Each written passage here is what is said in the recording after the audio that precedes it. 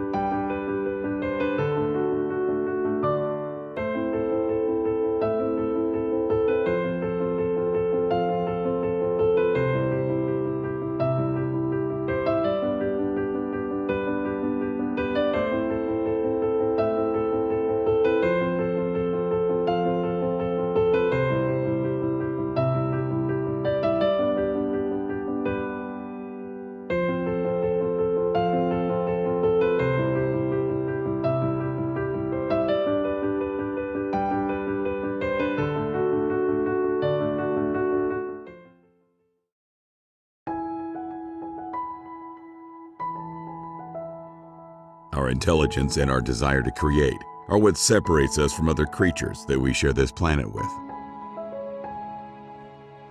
We as humans have always wanted to create something. Something for the next generations to see. Something that reflects ourselves, our humanity, our times. It may be a painting, a poem, a statue, or a magnificent new building. And for that building to sustain the times, high-quality construction materials are essential. Polybit offers you the high-quality materials and technologies you search for, adhering to the highest standards with more than 25 years of technical expertise in the GCC region, combined with Henkel's vision to support environmental and social progress for more than 140 years now. Together with you as developers, consultants, contractors, applicators, architects, engineers, and interior designers, we've been innovating and improving our construction adhesives and waterproofing solutions for the last 25 years. With our local manufacturing facilities and competence centers, our systems have been specially developed for the weathering challenges of this region, which has helped us to become the most trusted solution provider in our field. The main proof point of the reliability of our solutions are your projects, to which Polybit had the honor to contribute, well protected and standing out there stronger than ever. We at Polybit are proud to be your partner and fully dedicated to continue to create a better future together. Jointly, we can fulfill our evolutionary drive to leave our signature on this world.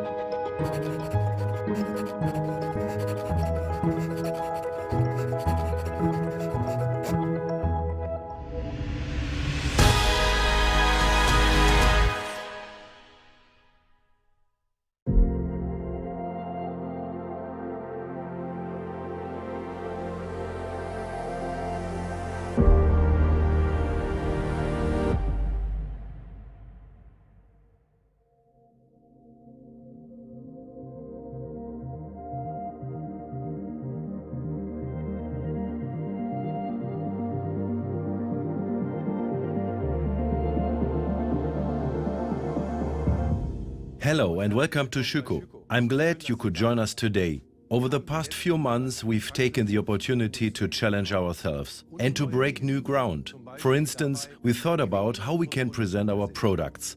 Today you will see this for yourselves in an entirely new format, Innovation Now. We aren't just investing our energy in developing our products and services. We're equally ambitious when it comes to the key areas of sustainability and digitalization. By 2040, we aim to be entirely carbon neutral. And we are and remain the pioneer for digital solutions in the construction industry. Plus, and you may have seen or heard this already, we are also working on ways to meet you in person, but in a very special way. It's hard to explain how much I'm looking forward to meeting you here at the Schüco campus in Bielefeld at the end of the year, in our new main building, Schüco 1. And in our new welcome forum with almost 5,000 square meters of exhibition space for all products and machines, or simply for a private chat in our cafe. But of course, we know your time is limited and you won't always be able to visit us in Bielefeld or in one of our international showrooms. With our new online platform, Innovation Now, you can access products, tools, events, training sessions when and where it suits you best. We are here for you, on site and digitally, today, tomorrow and the day after. You can count on us. Get ready for 3 exciting topics that will be our focus in 2021 on Innovation Now: healthy building, smart building and secure building. My colleagues, Henrik Palsmeier and Dr. Stefan Dewald, will fill you in on the details. And enjoy!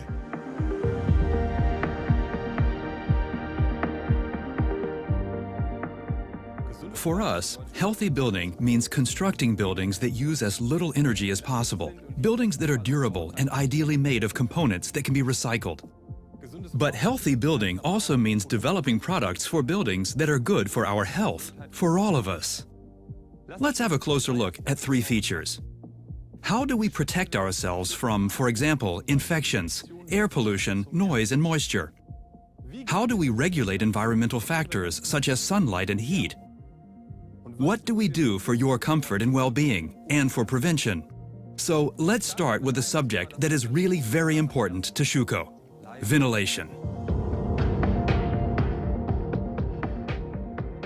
By now, we've all learned that whenever a number of people get together in one room, the maxim must be ventilate, ventilate, ventilate. But especially in winter when it's cold, it can get quite uncomfortable. We've developed products that solve this problem. At the office, in classrooms, and in daycare centers. Get ready for our retrofittable, smart and integrated ventilation units for windows and facades.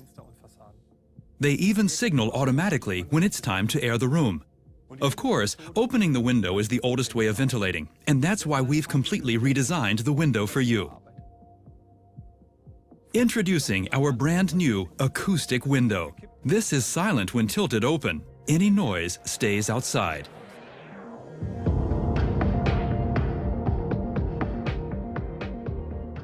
And speaking of noise, sing happy birthday twice as you wash your hands. We're probably all familiar with that rule by now. But wouldn't it be nice just to touch things once again without worrying?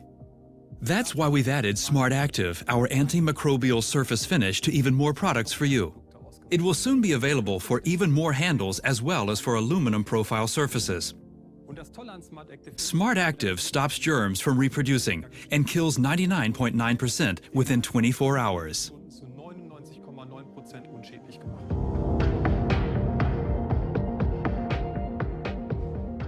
Quite naturally, the sun affects our well-being too. We all love the sun. It gives us heat and light, and is the largest source of energy in the world, and it's free. However, it can also have a negative impact on us when it's too bright or overheats our rooms.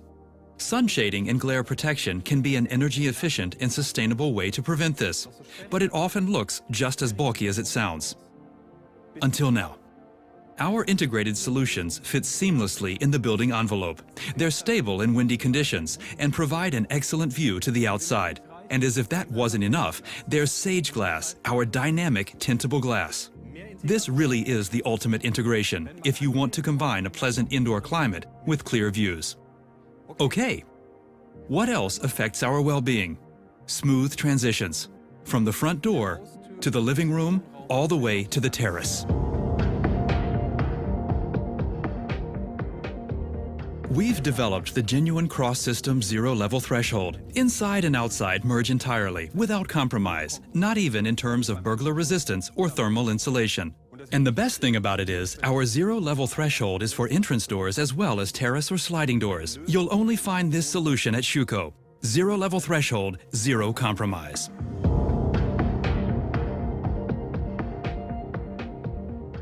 Can you guess what links this leaf to this city? For us, they belong together. This is our vision for buildings that not only improve the cityscape, but most of all, the air. Thanks to our integrated green facades. Here at Schuco, healthy building doesn't stop at components or whole buildings, but extends to neighborhoods and even cities. Green facades make the buildings look more appealing. They can regulate the temperature. They can improve air quality in a sustainable way, which means maximum well-being, not just inside buildings for the few, but with buildings for everyone.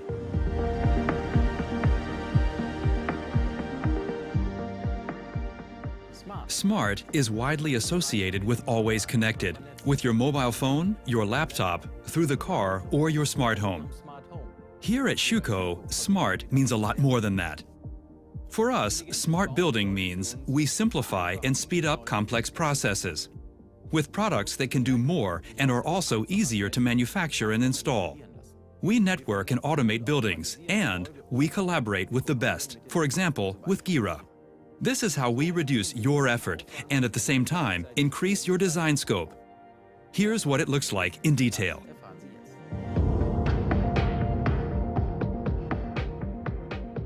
For us, smart building also means unitized building, with digital tools that are convenient to use during planning and construction. By using prefabricated parts, we solve the frequent problem of too little space on inner-city building sites. And here we combine the highest quality with short construction times, which doesn't mean, though, that every building has to look the same. Or would you have thought that the buildings behind me are all based on the same system? Irregular unit grids, concealed opening units, integrated sliding doors, and even balconies. Our unitized facades allow maximum individuality. You can build in any way you choose and within a system, which is what makes it special.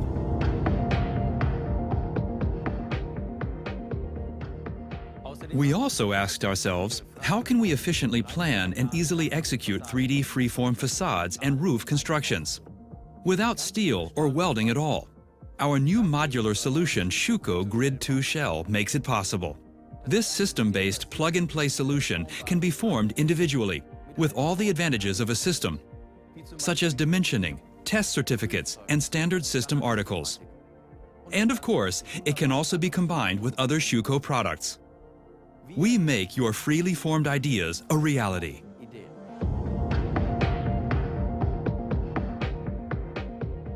Sometimes we also make things that simply look good, but there's always more to them than meets the eye. Facade, our textile facade, combines many individual design options for the outside, with glare protection for the interior of the building. The following features of Facade are really impressive. The three-dimensional design, the individually printable fabrics, the color variety by day and by night, and the various transparency levels. Whether it's old or new, give your building an individual look with Facade.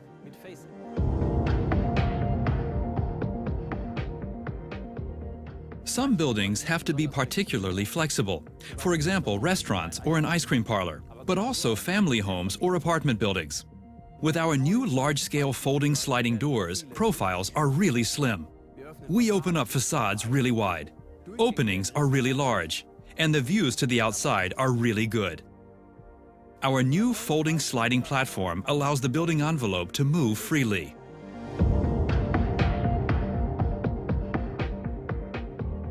What makes a perfect panorama sliding door?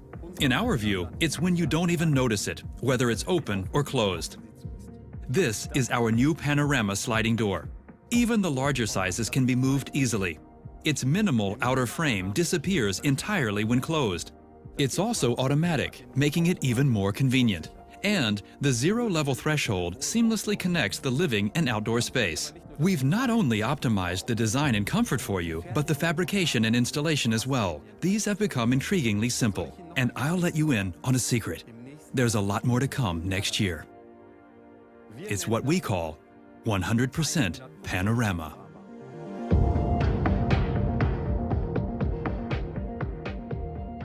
There was a time when easy movement couldn't go hand in hand with weather-tight ceiling.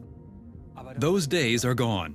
Thanks to our new collaboration with Airlux, we now offer you sealing technology that can do both, flexibility and a tight seal. Whether wind, strong rain, or building movement, the patented air-assisted Airlux sealing technology easily withstands extreme conditions. At the same time, it makes sliding doors ultra-smooth to open and close. Schuco plus Airlux equals sealing at its best. A window is a window is a window. Not true at Schuco. Windows are just as individual as any building project, which is why we are continuously developing our window platform. At Schuco, we set industry standards with our new products and features. Passive house certification in the system standard. Good for the environment, good for the bottom line. 20% faster processing. Good for your clients, good for you. And here's the best bit. Burglar resistant at all times, even when tilted open. Good for your security, good for your peace of mind. You don't believe me? Let me show you. We've taken our AWS window platform to a whole new level.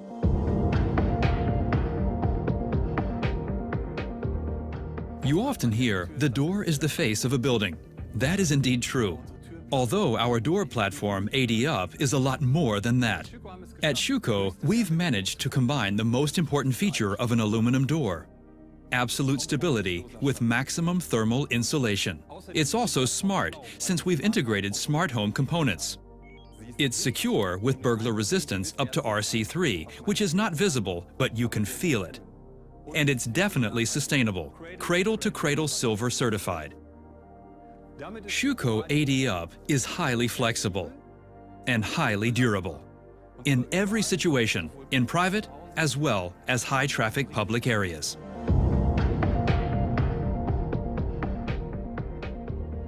Speaking of high traffic, do you know how many times a window, sliding door, or door is used before it requires maintenance? Well, you don't need to know. Our new IOF sensor will do the counting for you. We integrate intelligence into the tiniest component and into building operations. Just a few centimeters long, the chip counts closing cycles and signals the need for maintenance. All relevant information for facility managers and service technicians is stored on it and can be easily retrieved. IOF, small and smart for new and existing buildings.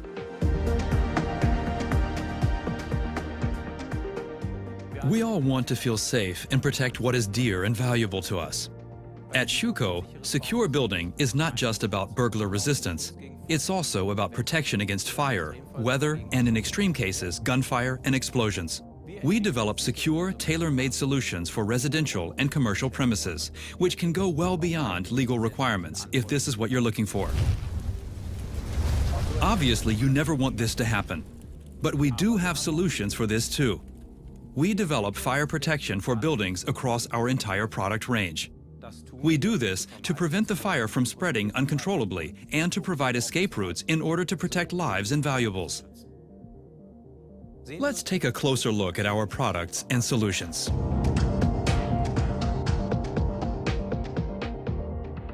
With its fully integrated protective units, our certified mullion transom facade helps delay the spread of flames between building floors and keeps escape routes open. This gives firefighters valuable time and protection to rescue, extinguish, and recover.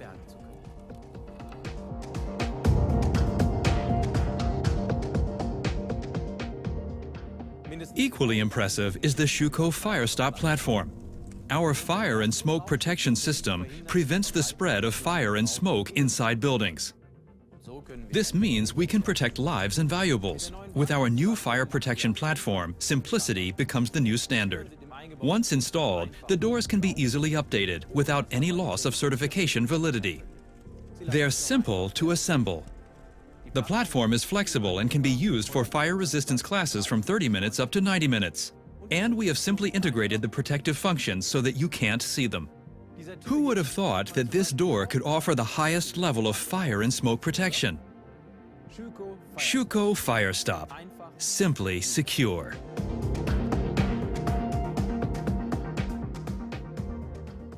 But sometimes secure is just not enough, which is why we have added high-security windows, doors, and facades by Bacellar to our portfolio.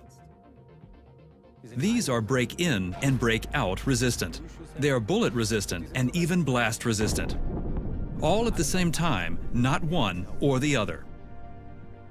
Whether it's for your own home, the VIP villa, public buildings, hotels, industrial facilities, or even an embassy, Bacellar offers tested and certified high-security solutions for any project and design. Schuko and Bacellar, because increasing security means high security.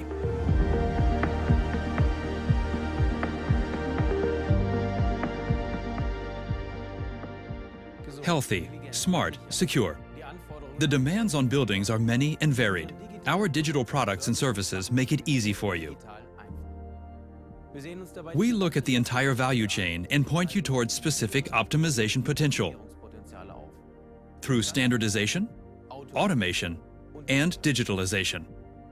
Just imagine you could find and compare all the necessary component information for your plan in the Schuko digital product catalog and incorporate it directly into your plan with just a few clicks. Just imagine you could conveniently and reliably configure everything down to the last detail. You could increase your productivity while also taking the pressure off your employees. Using robots makes it possible. You could track construction progress on a building site in real time from your office. And with the help of digital networked products, your buildings could provide more comfort and be more secure. This may sound like a futuristic dream, but it's not. Whether you want to take the first step or go entirely digital, we are your partner for a successful future. Many thanks to my colleagues. I hope they have been able to inspire you with our product range for 2021. Our sales team will keep you up to date with the latest information and events. And if you have any queries, please don't hesitate to contact us at any time. Okay, I'll say goodbye for today, and please stay safe.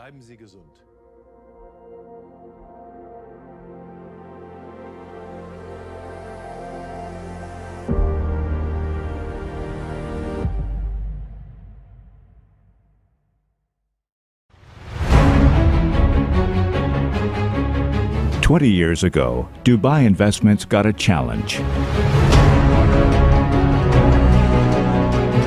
Took the sand of our land and transformed it into the most innovative glass solutions.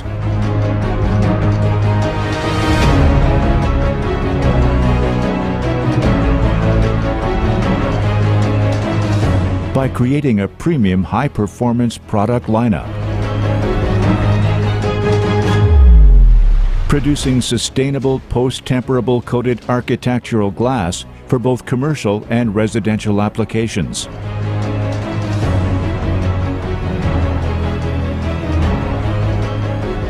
Today we celebrate 2 decades with joy and pride, and our signature is everywhere.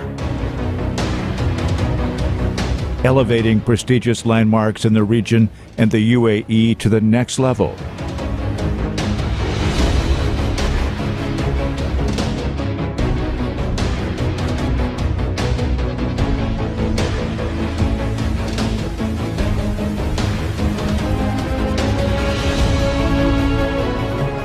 creating landmarks in our region and all over the world.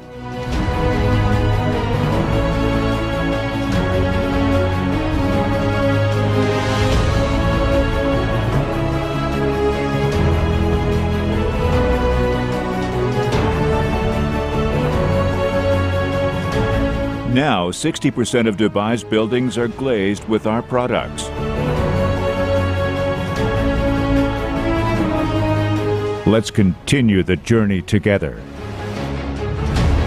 Emirates Glass. Our glass is your view.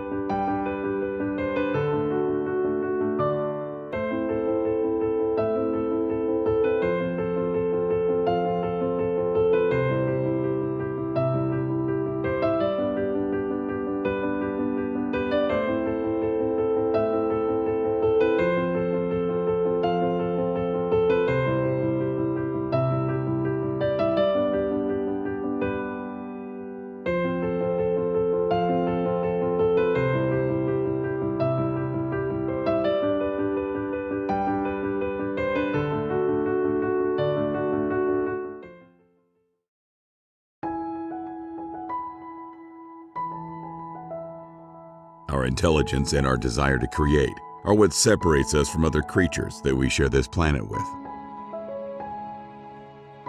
We as humans have always wanted to create something. Something for the next generations to see. Something that reflects ourselves, our humanity, our times.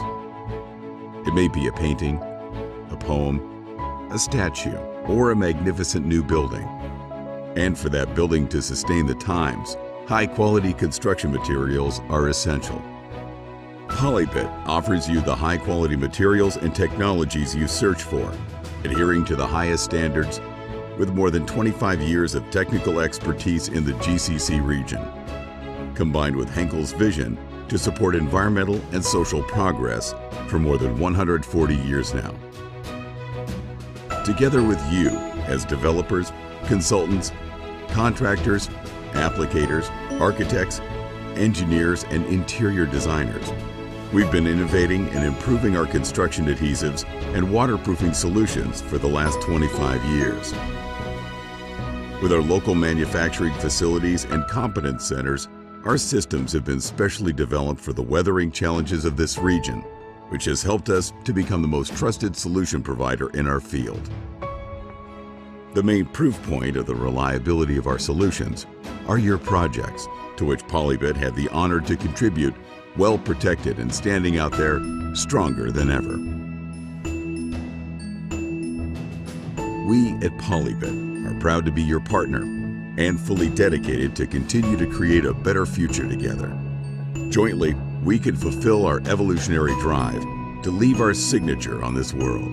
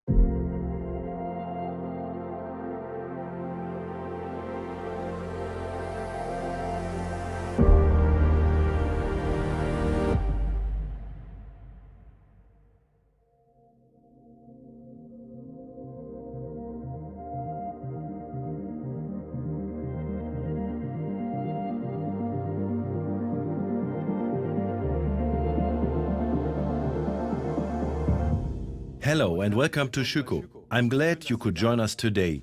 Over the past few months, we've taken the opportunity to challenge ourselves and to break new ground. For instance, we thought about how we can present our products. Today you will see this for yourselves in an entirely new format, Innovation Now.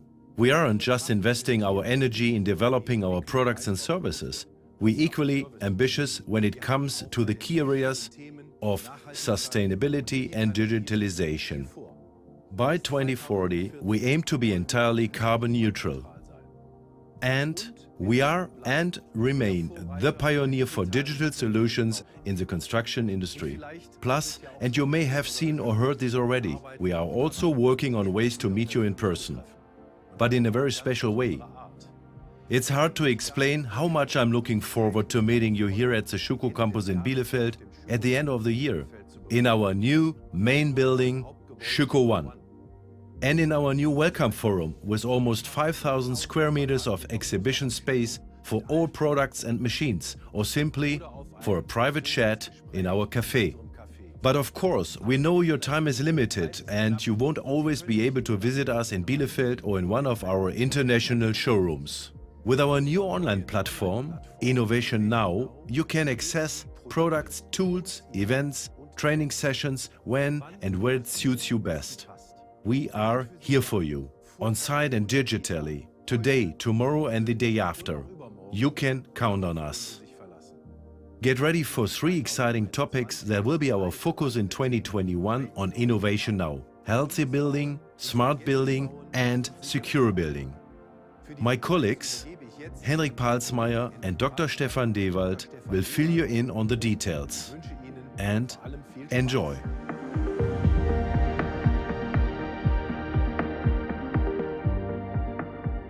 For us, healthy building means constructing buildings that use as little energy as possible. Buildings that are durable and ideally made of components that can be recycled. But healthy building also means developing products for buildings that are good for our health, for all of us.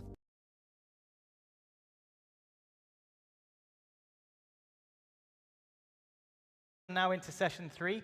I am conscious that a lot of you are aware we're a little bit behind schedule. Can understand that, I think, especially when you have about a year worth of networking to catch up on with everybody. But we've also got some speakers waiting. So next of all, we've got, this is actually going to be a virtual presentation in the spirit of COVID and lockdown. So this presentation is going to be on cultural expressions. I'd like to introduce over video Powell Kyffin, the architecture head at the Department of Culture and Tourism in Abu Dhabi. Please give a welcome and a clap for Mark. Thank you.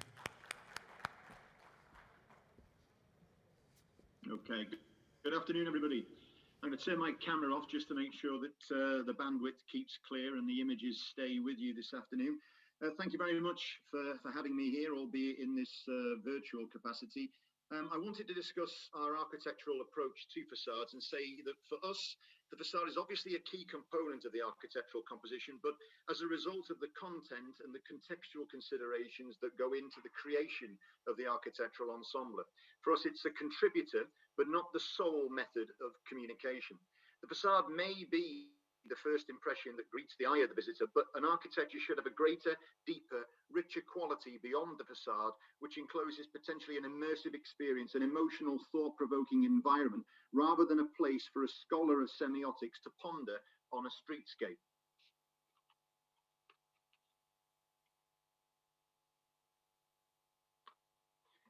Imagine, for instance, how major cities on our globe would be if they were formed only by facades. How would we feel in an environment without depth?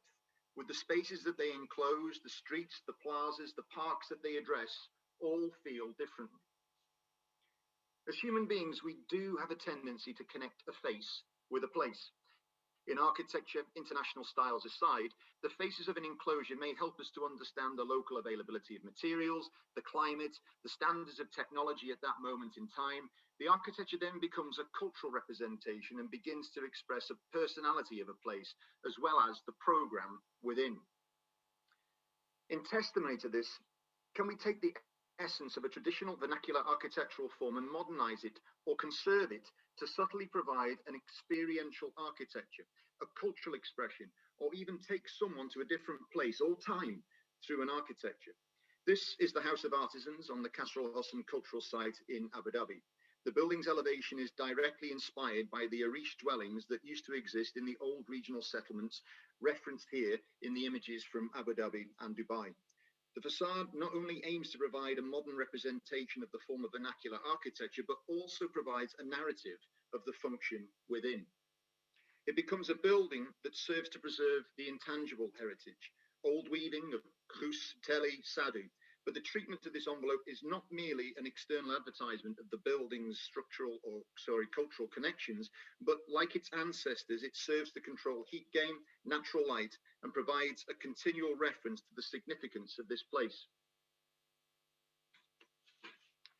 The vernacular architects of our planet were often conceived and constructed without architects, or at least without architects as we know them today.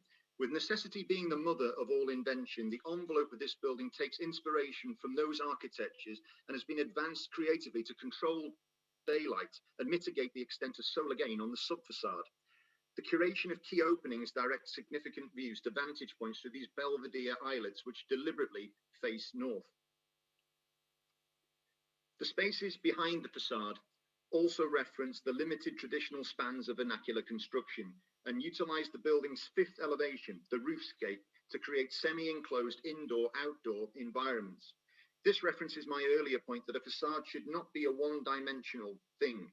It's a demonstration that beauty is more than skin deep, a skin that can be appreciated bidirectionally, and how materials performing like a skin can similarly contribute to the cooling of the building like a skin does to a body.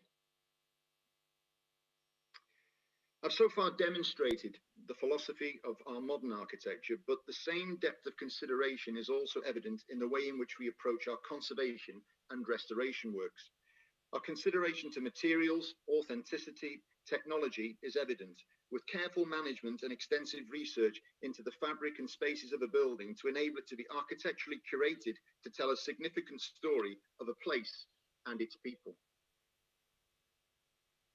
Qasr Al Husn is Abu Dhabi's most significant building, commencing as a watchtower to guard a potable water source in the early 1700s, which evolved into an impenetrable fortress and was latterly enveloped by a palatial structure giving rise to its name, Qasr Al Husn.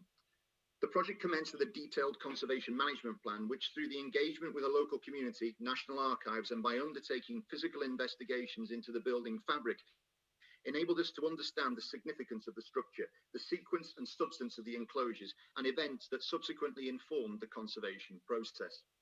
Undertaking the CMP was a time-consuming but essential part of the process, which made it abundantly clear to us that Qasr Al Husn was a physical timeline of the story of Abu Dhabi.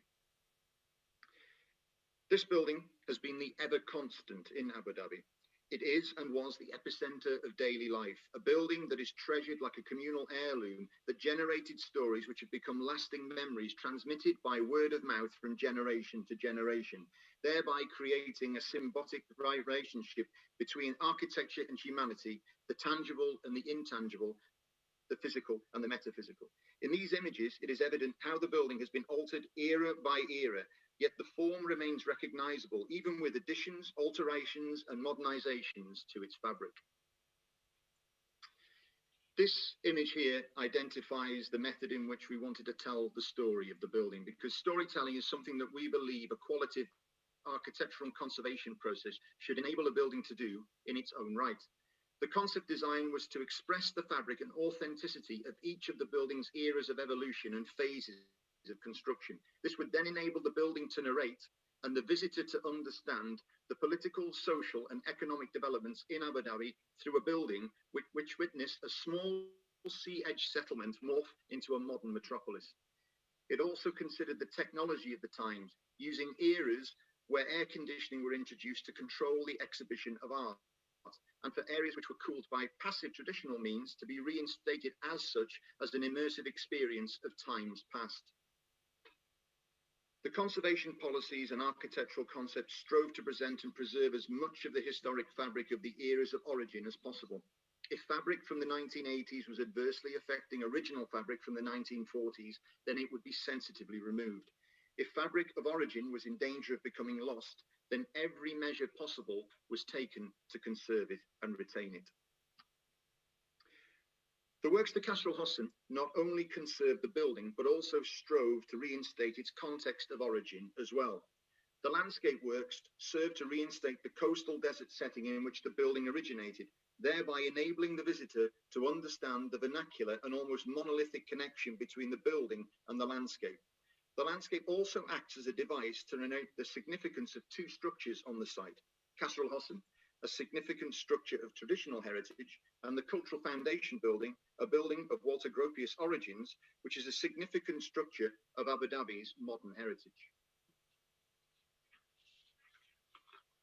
The treatment of the building's walls have been conserved to their era of origins I've just mentioned, but in doing so, they also aid the visitor in their interpretation of these phases of construction. The changes in material, texture, technology, and colour are all related to the different phases of the architectural evolution, which at the time is symbiotic with the economic, social, and political changes within the history of this place. The width of the rooms at Castle Hostin are predicated by a 3.6 metre maximum length that a mangrove pole or chandel pole will grow to. These dense timbers are naturally termite resistant and are used to create a narrow, lofty volume, which via a thin slot in the wall known as a bacellar will channel the crosswind through the space to provide cooling. These devices enable the occupants to retain their privacy, shut out the sunlight, and able to keep a large window at the base open and closed as their choice for either additional cooling or shading. Artisans and craftsmen had to be carefully sourced, and in some instances even trained from scratch to enable the specialized traditional works such as date palm weaving, coral stone dressing, and ornate timber carvings to be undertaken in an authentic and sympathetic manner. This process not only conserved the building, but also preserved the intangible heritage of traditional craftsmanship. We also undertook extensive analysis of higher resolution historic images to ensure that the reinstatement of details in the plasterworks, render bandings, and step facade details were correctly reinstated. Even the locations of lost historic structures were actually identified by studying the depths and directional alignment of some of the shadows from historical photographs. A key policy in the conservation management plan was to reinstate the outer palace facade as per its 1940s appearance, which you can see here in the top right image. This process had to be extremely carefully managed to safely remove modern layers of fabric to make sure that we could reinstate the past to this image that you can see here in the bottom right.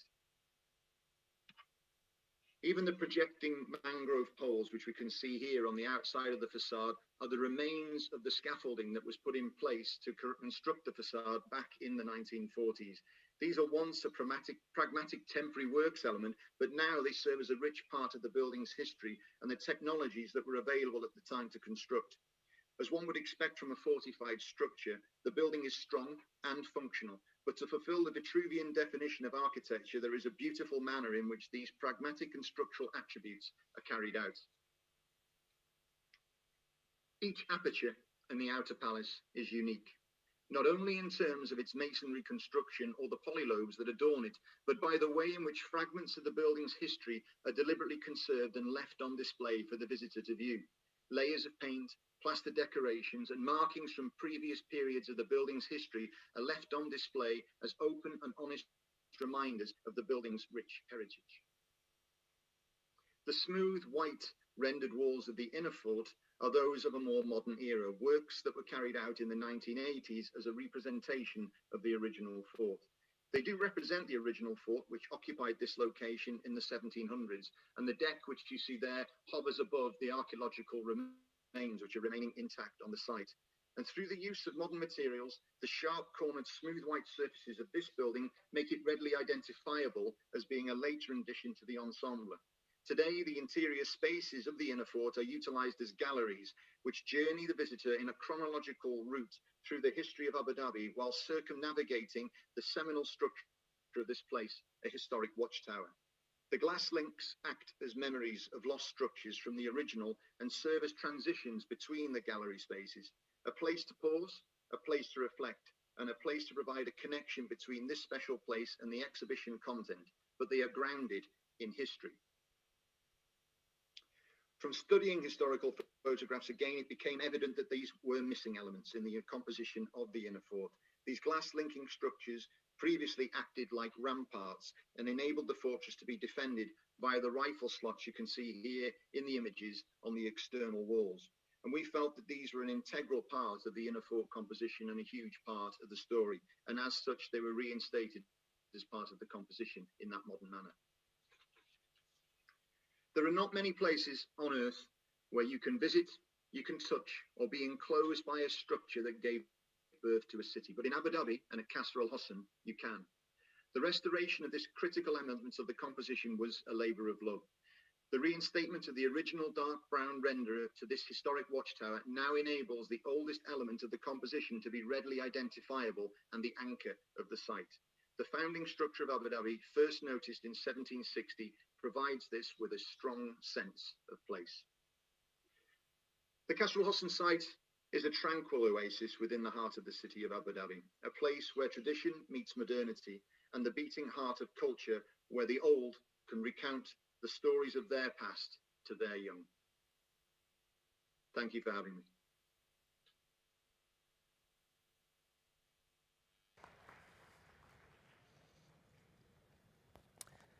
Thank you, Mark. I'm not sure whether Mark can actually hear us, but that was really enjoyable, very interesting. I mean, I think in particular, I love. Still here. Oh, hello. Did he come up behind me then? I couldn't see. I particularly enjoyed looking at how, I suppose, traditional or vernacular philosophies, techniques, or craftsmanship can be applied into a more modern context as well, in terms of looking at how we can almost learn from hundreds of years of traditional Islamic architecture in the past and take those, I suppose, those philosophies or ideas into trying to create more comfortable, more sustainable buildings in a modern setting. So, for instance, the use of mashrabiyas or the use of materials, and particularly when we start talking about circular economy, which will be one of the discussion points later on today. Next up, I'd like to introduce up on stage Michelle Bacellar, the Technical Director of Meinhardt Facade Technology. Michelle's going to be talking to us about future-proofing facades. Round of applause, please. Hi. Hello. Okay. Guys, if you don't mind, my husband, just before I came up, he said my kids are watching me online. So I just want to say, hi, Lumen, guys. Okay. Thank you for taking the time to come and see this presentation today.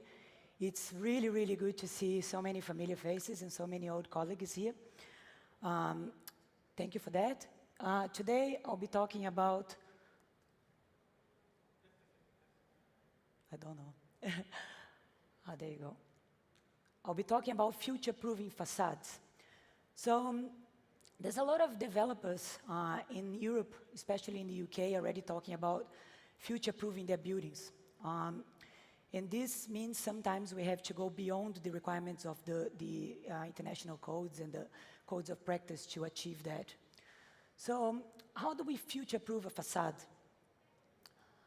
I've divided this presentation into three parts, which I believe are the three main steps to design a long-lasting and durable facade.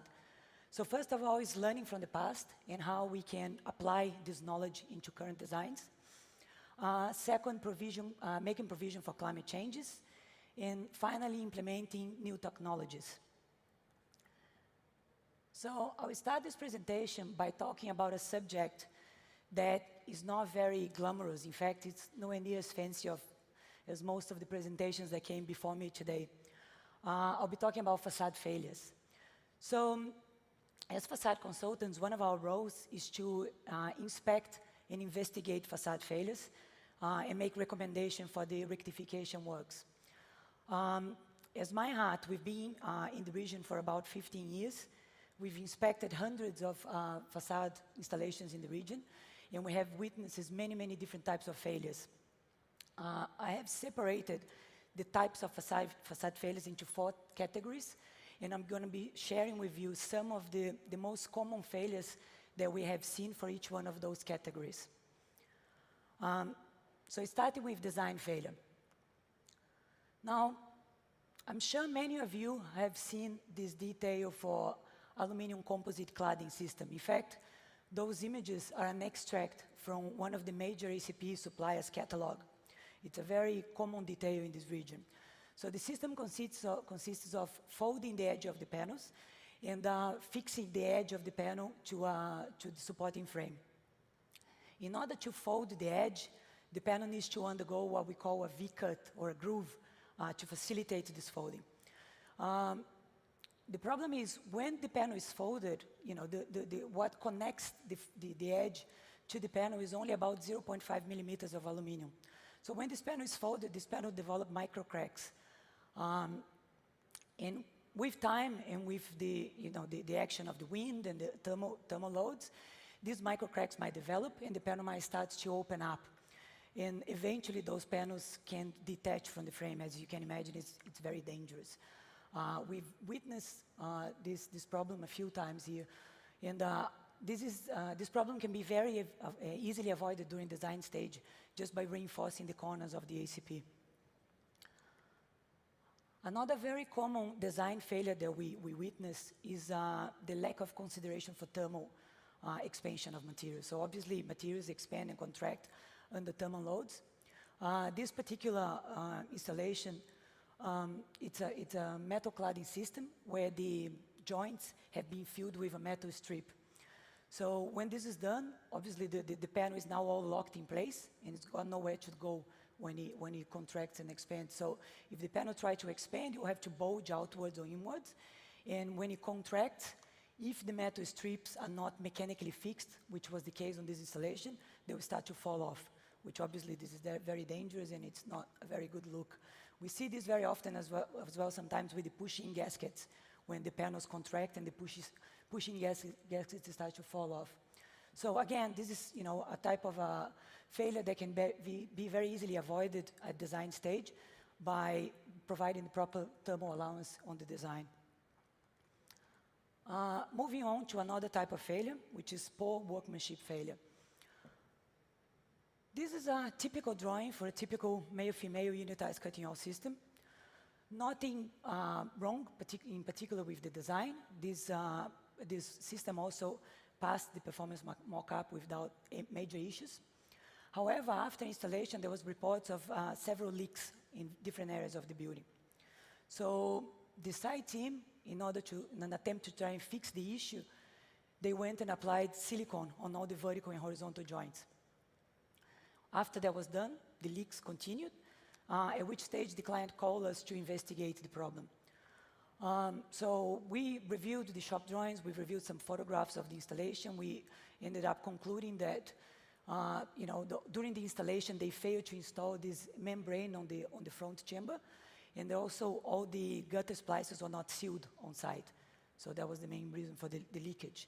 Now, when our team went to site and they started to remove where the silicone that was applied to the joints, this is what happened. So as you can see, this application of joint not only didn't solve the issue, but it made it worse because the system now all the water was getting trapped inside the system. So to me, this is a very good example of what can happen when the site team does not understand the system that they're installing. They've missed to install critical parts of the system, and they actually made the system worse by sealing all the joints and blocking all the drainage points. For us, in my heart, we always recommend that the same team that did the installation of the mock-up should be the team on site, or at least the same supervisor, but you really need to have someone on site that understands the system that you're installing in order to avoid these kind of failures. And this movie goes on for another 20 minutes, and you're going to keep seeing the water coming out. Another type of failure that we've seen a few times in the region, this particular installation, the client called us complaining about high level of humidity and temperature inside the building. So you can see on that picture on the bottom left corner how the humidity was already developing on the internal finishes. So we've reviewed the drawing, so that was a typical detail of the spandrel panel in front of the slab. There was a metal piece with a membrane, insulation, and a GI sheet, which is a standard type construction. When our team went to site, they removed this metal, the exterior metal panel to inspect the installation, and this is what we found. So the membrane was completely missing. The thermal insulation was installed in pieces, so it was not continuous, and also there was no closure with the structure. So no wonder there was a lot of humidity and heat inside the building because there was a hole, it was open. Now, this might seem like an extreme case, but you would be surprised by the amount of times we see problems with membrane installations, especially with perimeter seal. And I think it's important to note that it doesn't matter how good your facade system is, If your perimeter seal is not done properly, the facade will fail. Moving on to another type of failure, which is due to quality control. So I'll talk about a type of failure that is quite dangerous, which is a structural silicone failure. So structural silicone can fail for many reasons. So it could be the wrong design when there's insufficient bite or the thickness is wrong. It could be incorrect application when you have bubbles or the silicone is discontinuous. It could be the silicone mix. It's very rare, but we did see some contractors manually mixing a 2-part silicone on site to the wrong proportions, so it can happen. However, the most common failure for a structural silicone is adhesion failure. So this is when the silicone fails to bond to the substrate. In order to avoid that, we always insist to have a project-specific adhesion test carried out. And also there should be a QA/QC in the factory during the silicone application to make sure that there is a proper surface preparation for the silicone. Another thing that can cause adhesion failure is the incompatibility. So again, we always insist to have compatibility tests between all the elements that the silicone is in close contact with, and then we check for color variation. And it's important to note that color variation in silicone, it's not an aesthetic issue. It's a sign that the silicone is changing its composition, which can lead to adhesion failure. So it's important to see. And there's another thing that can cause adhesion failure, which is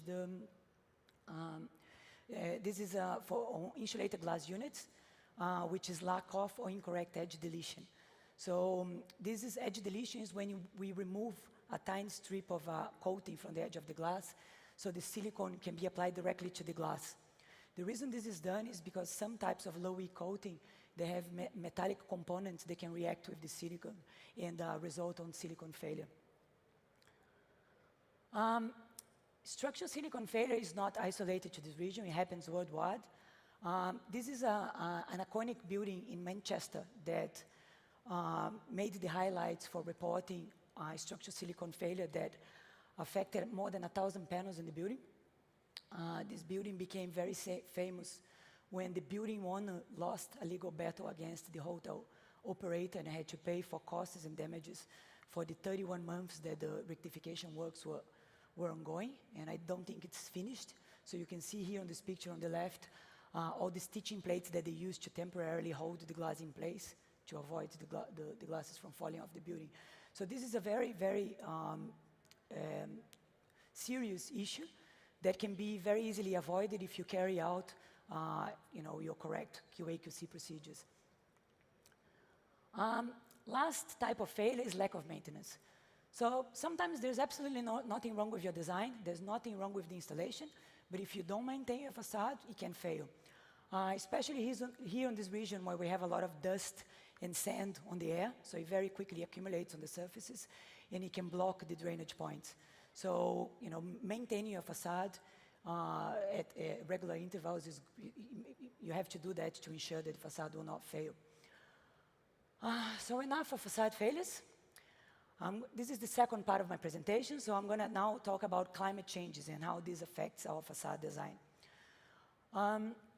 We all know about global warming. We all know that global warming is causing the temperatures to rise and the sea levels to raise. But the climate changes that I want to talk about are more specific to this region, to this microclimate. So if we look at the Dubai weather chart for the last 10 years, you can see that Dubai is very consistent in terms of average temperature, sun hours, cloud formation, wind speeds, and so on. However, if we look at the average rainfall, we can see that there was a substantial increase in the rainfall over the last 3 years in this region. Now, this is probably to do with the cloud seeding this program that is being very successful in increasing the amount of rainfall here. It could be a little bit to do with global warming, because obviously the global warming is making the storms stronger. But in any case, there is a misconception that in this region it's not important to design for rainfall, because the average annual rainfall is not much. But it's important to note that even though it doesn't rain very often, and when it rains, it's for a brief period, when it does rain, the storms are very strong and they often cause flooding. So as designers, we need to account for that, especially when we are sizing gutters and drainage points and so on, to make sure that we can avoid floods during rainstorms. Another fact to consider here in the region is the air. So majority of the developments in Dubai, they occur within 500 meters from the coast. Now, there's a lot of evaporation here in the region due to the hot temperatures, so obviously this makes the air very saline. In addition to that, there's about 70 desalination plants in the UAE, which contributes to the salinity on the air. And as I said before, the air here carries a lot of dust and sand, which makes this environment very prone to corrosion development. So as designers, we need to account for that when we specify grades of materials and finishes, especially if we want to design for the future, because the tendency is that we're going to have more people here and potentially more desalination plants, which is going to make the air even more saline. Now coming to the third part of the presentation, I'll talk a little bit about new technologies and how... No, I'm not. Sorry? And how new technologies can help us design long-lasting facades. So one way of looking at new technology is how they can contribute, and I think there was a little bit of talk about that, of designing adaptive facades. So facades that can change to adapt to the external climate. There's a lot of research ongoing on the material science industry on the development of smart materials. So smart materials are materials that change its property based on an external stimulus. Some of these materials are already being used in construction, and some are under research still. So some examples here are chromoactive materials. So these are materials that can change color based on external temperatures or light. Magnetorheological materials, so that's a big word. These are materials that can change their viscoelastic properties, so they change from liquid to solid. This technology is currently being used in dampers for high-rises, bridges, and even in some cable net facades. And we have graphene. So graphene is a monolayer of carbon atoms, which is the thinnest component known. It's also super light, and it's very strong. It's about 300 times stronger than steel. Now, graphene is currently being used in a number of different applications, but there's one that I found particularly interesting is some studies that they are looking to combining graphene with coating, so they can create this super durable lifetime coating to protect materials against weather and corrosion. In the glass industry, there's a lot of developments. So some of these glasses are actually on display outside.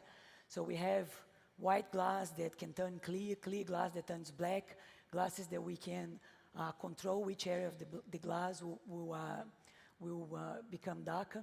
So there's a lot of developments on that. We also have vacuum glass that is starting to be used in construction now. So the vacuum glass, it's like an IGU, but instead of having a gas between the two glasses, you have vacuum. The advantage of that is that the vacuum space is a fraction, so it's only about 0.2 millimeters.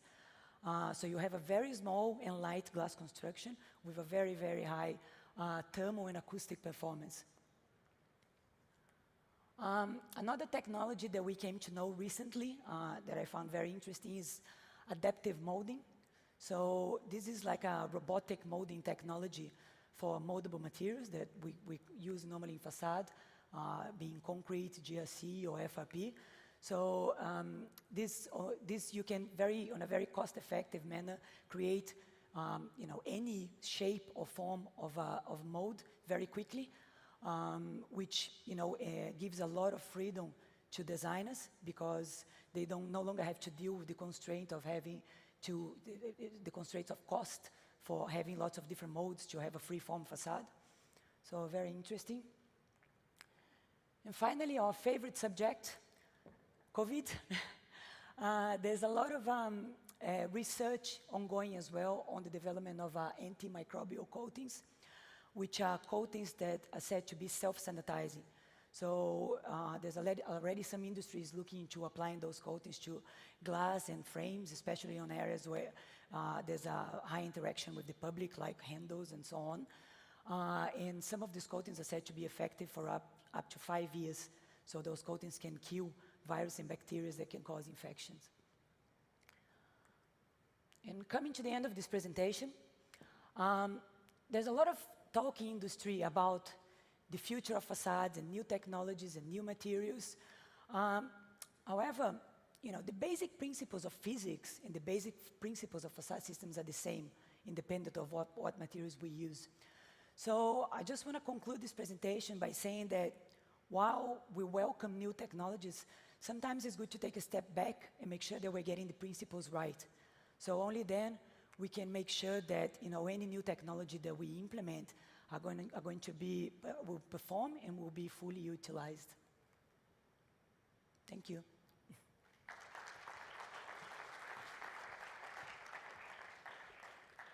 Thank you, Michelle. Thank you. Great, very interesting to see some of the failure points there as well, which people are often a little bit shy to talk about. So thank you for sharing some of those. Next up, we also actually have another virtual presentation as well, which will be bringing safety and durability to incredible heights.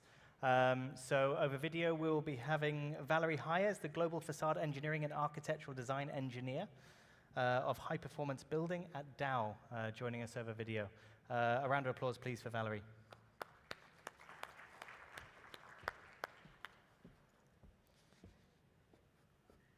Good afternoon, Dubai. Greetings from Belgium. So it's my pleasure to be with you virtually. Unfortunately, it's raining here. I'd rather be with you. So today I would like to talk about bringing more safety with our silicone solutions. Silicone is used, as you know, on a lot of different applications in the facade. It can be used to seal off the secondary edge of an insulating glass unit. Can be used to bond these on metal frames to obtain a sleek facade and also to weatherproof between these units. It's able to take all kinds of loads, normal wind loads, the dead load of a unit, but also when it's properly dimensioned, it can take a lot of extreme events such as hurricanes, typhoons, can provide bomb blast resistance, it can have resistance to seismic events, and even contribute to the fire performance of the facade and the building. And that's the topic of today's presentation. So I would like to start with a brief review of the importance of fire safety in construction and some of the trends we are observing in requirements and normalization here led by the UK.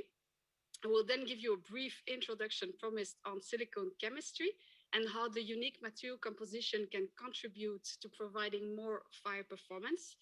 And then we'll really look at the two aspects of reaction to fire and fire resistance, and not only by evaluating how they are performing in standardized tests, but also looking at a real case study of a small building where a fire occurred. Then I will conclude with a brief review from the main products of our fire stopping range. So big fires have been part of human history since ever. Cities like London have seen not less than 6 big fires between the 12th and the 17th century. And each of these fire events typically leads to increased requirements in terms of fire performance. And they tend to ban the use of combustible materials. For example, stopping to use wood, paper, tar, and going toward brick, stone instead. Until recently, modern cladding materials, think of a curtain wall, were made of non-combustible material. So we had metal, we had glass, we had mineral wool. But recent fires, such as those that affected Dubai, have shown that the facades tend to contribute more to the number of fires that are occurring. This is probably linkable on one hand with the use and the development of new insulation materials whose performance is probably not always well understood, at least when it's used in a system and not just as a material. But there are also other factors that are influencing fire safety and making it a very complex matter. Architects work on global projects, but we observe a lot of local variations in requirements. Just the height permitted for combustible facades varies a lot depending on where you are in the world. From 18 meters to sometimes only 6 meters. Also, testing methods are not global at all. In Europe, we follow the well-known EN 13501, part 1 for reaction to fire, part 2 for fire resistance. But a recent study has shown that 14 European countries have additional national testing requirements. Think the test LEPIR in France, the BS 8414 in the UK, the DIN in Germany. And so in total, we have 12 test methods that come on top and that the fire engineer, the architect need to be aware of. So that's not making it easier. And of course, there's a complexity of design. All these tests, or most of the tests, can be material tests. And we are talking about a facade, which is a system where every single detail matters. So it's very important whenever a test report is considered for a certain project to have a careful review of what was being tested compared to what is going to be installed, because even the slightest change in detail can have a potential big impact. Think, for example, at the connection, the perimeter barrier system between the floor slab and the curtain wall. If this is not well installed, you can have a huge difference. So it is obviously not an easy task and subject to interpretation of the people doing these engineering judgments. The first topic that is very important is reaction to fire. Reaction to fire concerns the early stage development of the fire.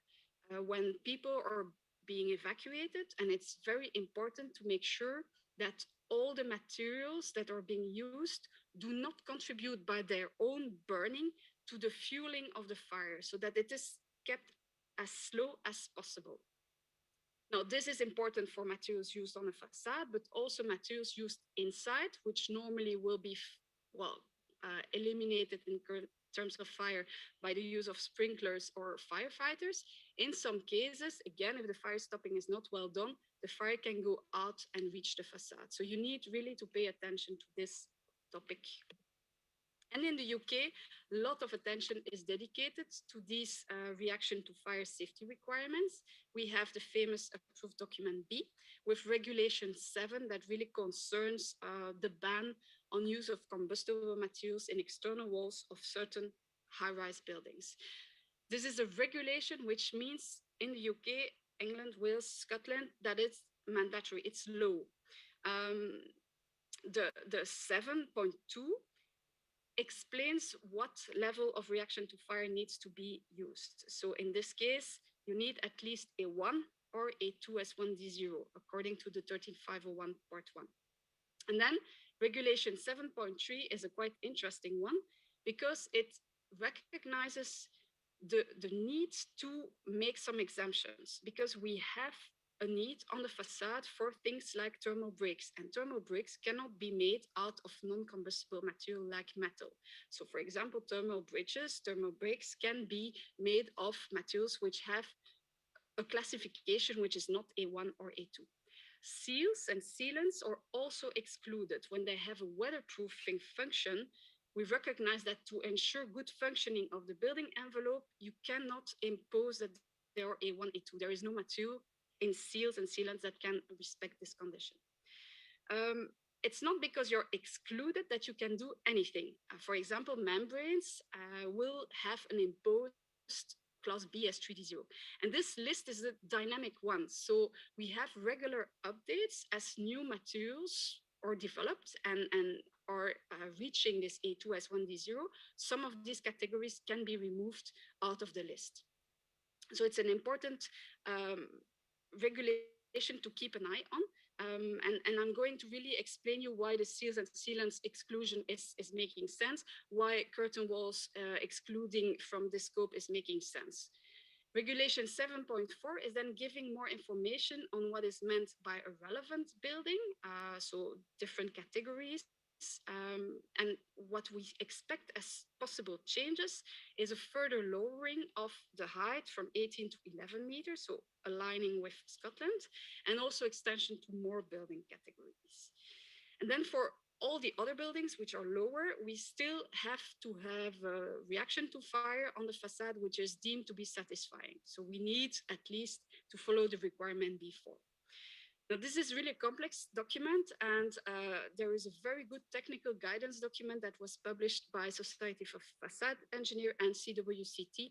It is free to download, so I would invite you to have a look at that. Now, besides this, in the UK, We have also seen last year and the year before the revision of the BS 8414, which is the alternative for large-scale system fire test, and the creation of the BS 9414, which is giving you extended rules interpretation of results. So if you don't use non-combustible materials, you can go to this large-scale system test. So really where you take into account all the parameters of the facade. Newcomer this year, building safety bill. So this is expected to be low by end of this year.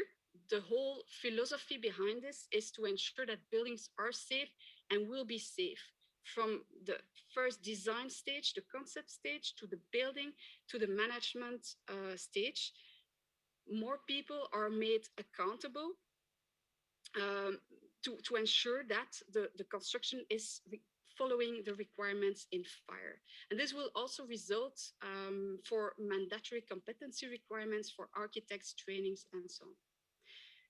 And then last but not least, for the latest evolutions in the UK is the voluntary code proposed by construction industry to enable more transparency in construction product information. So to ensure that test reports are made available, that they're clearly saying what is in scope, what is out of scope, and that all that information creation associated, that this is accessible to the user. Now, what about silicone, and how come that this material is really the best choice when we are talking about silicone fire performance? So silicone is obtained starting from sand, SiO2, which we are going to reduce in a high temperature electrical arc oven using coal. It's a high energy consuming operation. We use renewable hydraulic power for that, and we use sustainably grown forests for that. Out of this operation, we obtain silicon metal. That silicon metal is then going to be transformed into a silicone polymer. I save you the steps. It's a long helicoidal chain. We have a backbone of SiO atoms, bonds, with on the Si 2 metal groups. And at the ends of the chains, we have termination groups that define a functionality. This silicone polymer, because of its shape, can easily move, etc. That explains all the movement accommodation capacity of silicone sealants. This one is going to be then transformed into a silicone sealant. It's going to be formulated, and we will use, for example, a filler. That's the gray dots that you see on this sketch.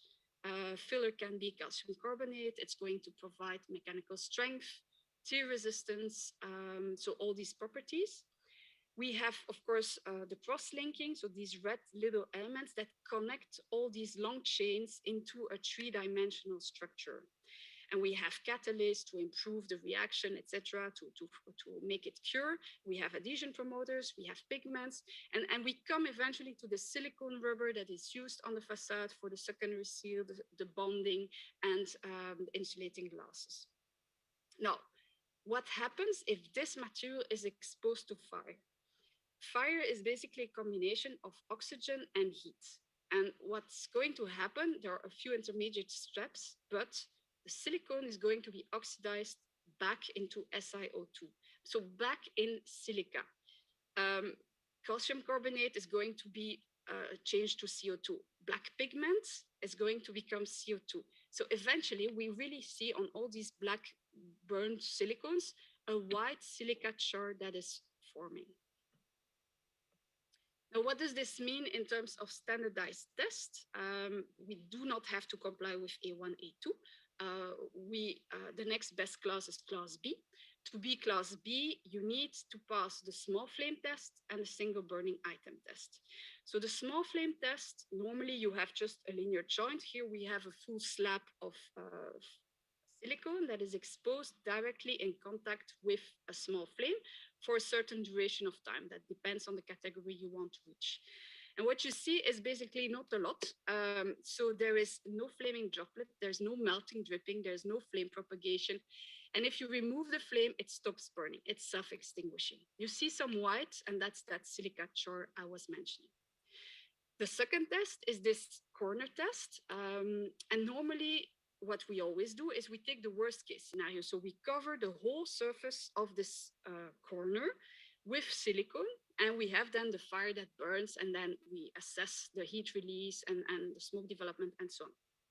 Now, we wanted to understand the behavior of the silicone in the real application. So therefore, what you see here on the right video is the silicone used as a weather seal in a linear joint horizontal and one vertical between insulating glass units, which are also sealed with silicone. And I have just inserted insulation material in the cavity to make sure that not everything crumbles during the test. This test has a longer duration, about 20 minutes. You see that the flames are really directly touching the silicone, but nothing is really happening. Those linear joints are not reacting. They are not starting to burn and propagating laterally or upwards, and they are not fueling even more the fire than what is burning locally. So after the test, what we see is the same as on the small scale. We have a local burning that has occurred. The silicone transforms back to a silica char, and that's it. Laterally, you still see the beige silicone that was used here as a weatherproofing. I'm gonna maybe use my pointer. So here you see that there is no propagation upwards or laterally. That is, of course, a standardized test. What happens now in reality? What you see here is an old little case study. We had this residential low-rise building that used silicone to bond the glass units on the frames. And we had in this corner here a trash can fire, so external. So we know in this kind of conditions that temperature goes up to 600 degrees more or less. And what we observe is quite quickly breakage of the glass, but on the whole perimeter, you can see that the glass is still maintained in position by the silicone. We see as well at the end of the test some parts of the aluminium. It's a bit difficult to see, but here the aluminium was melted. But if we take a closer look to the silicone itself, we can see that it's basically developing again this char, and underneath we still have the silicone maintaining some level of adhesion and maintaining some properties that are needed. So this really shows you that excluding sealants, bonded glazing facade from the need to be A1, A2 is totally justified. Silicone is, in this case, totally not the weak link. It's not going to lose its performance before glass or metal. So here we are really more dealing with a system. We have a frame that has an influence. We have the presence of the glass. So this brings us to the second topic, and that is fire resistance. So in construction, once the fire is developing and so higher temperatures are reached, it's important to maintain compartmentation. So compartments, the concept is we have fire-rated walls and floors that will enclose the fire and prevent any spread towards adjacent rooms. So we have a system that blocks passage of hot gases, smoke, flames, and that is called the integrity. And they should as well prevent exaggerated increase of temperature. So if we go above 180 degrees C, we can have on the other side of a wall or a floor spontaneous ignition. So if this is respected and temperature stays below 180, we have also insulation I capacity.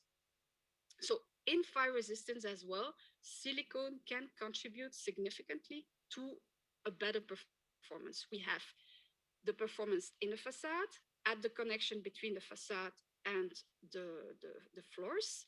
And then we have really all the silicone that is used inside the building for fire-rated ceilings, linear joints, penetration seals in walls and in floors.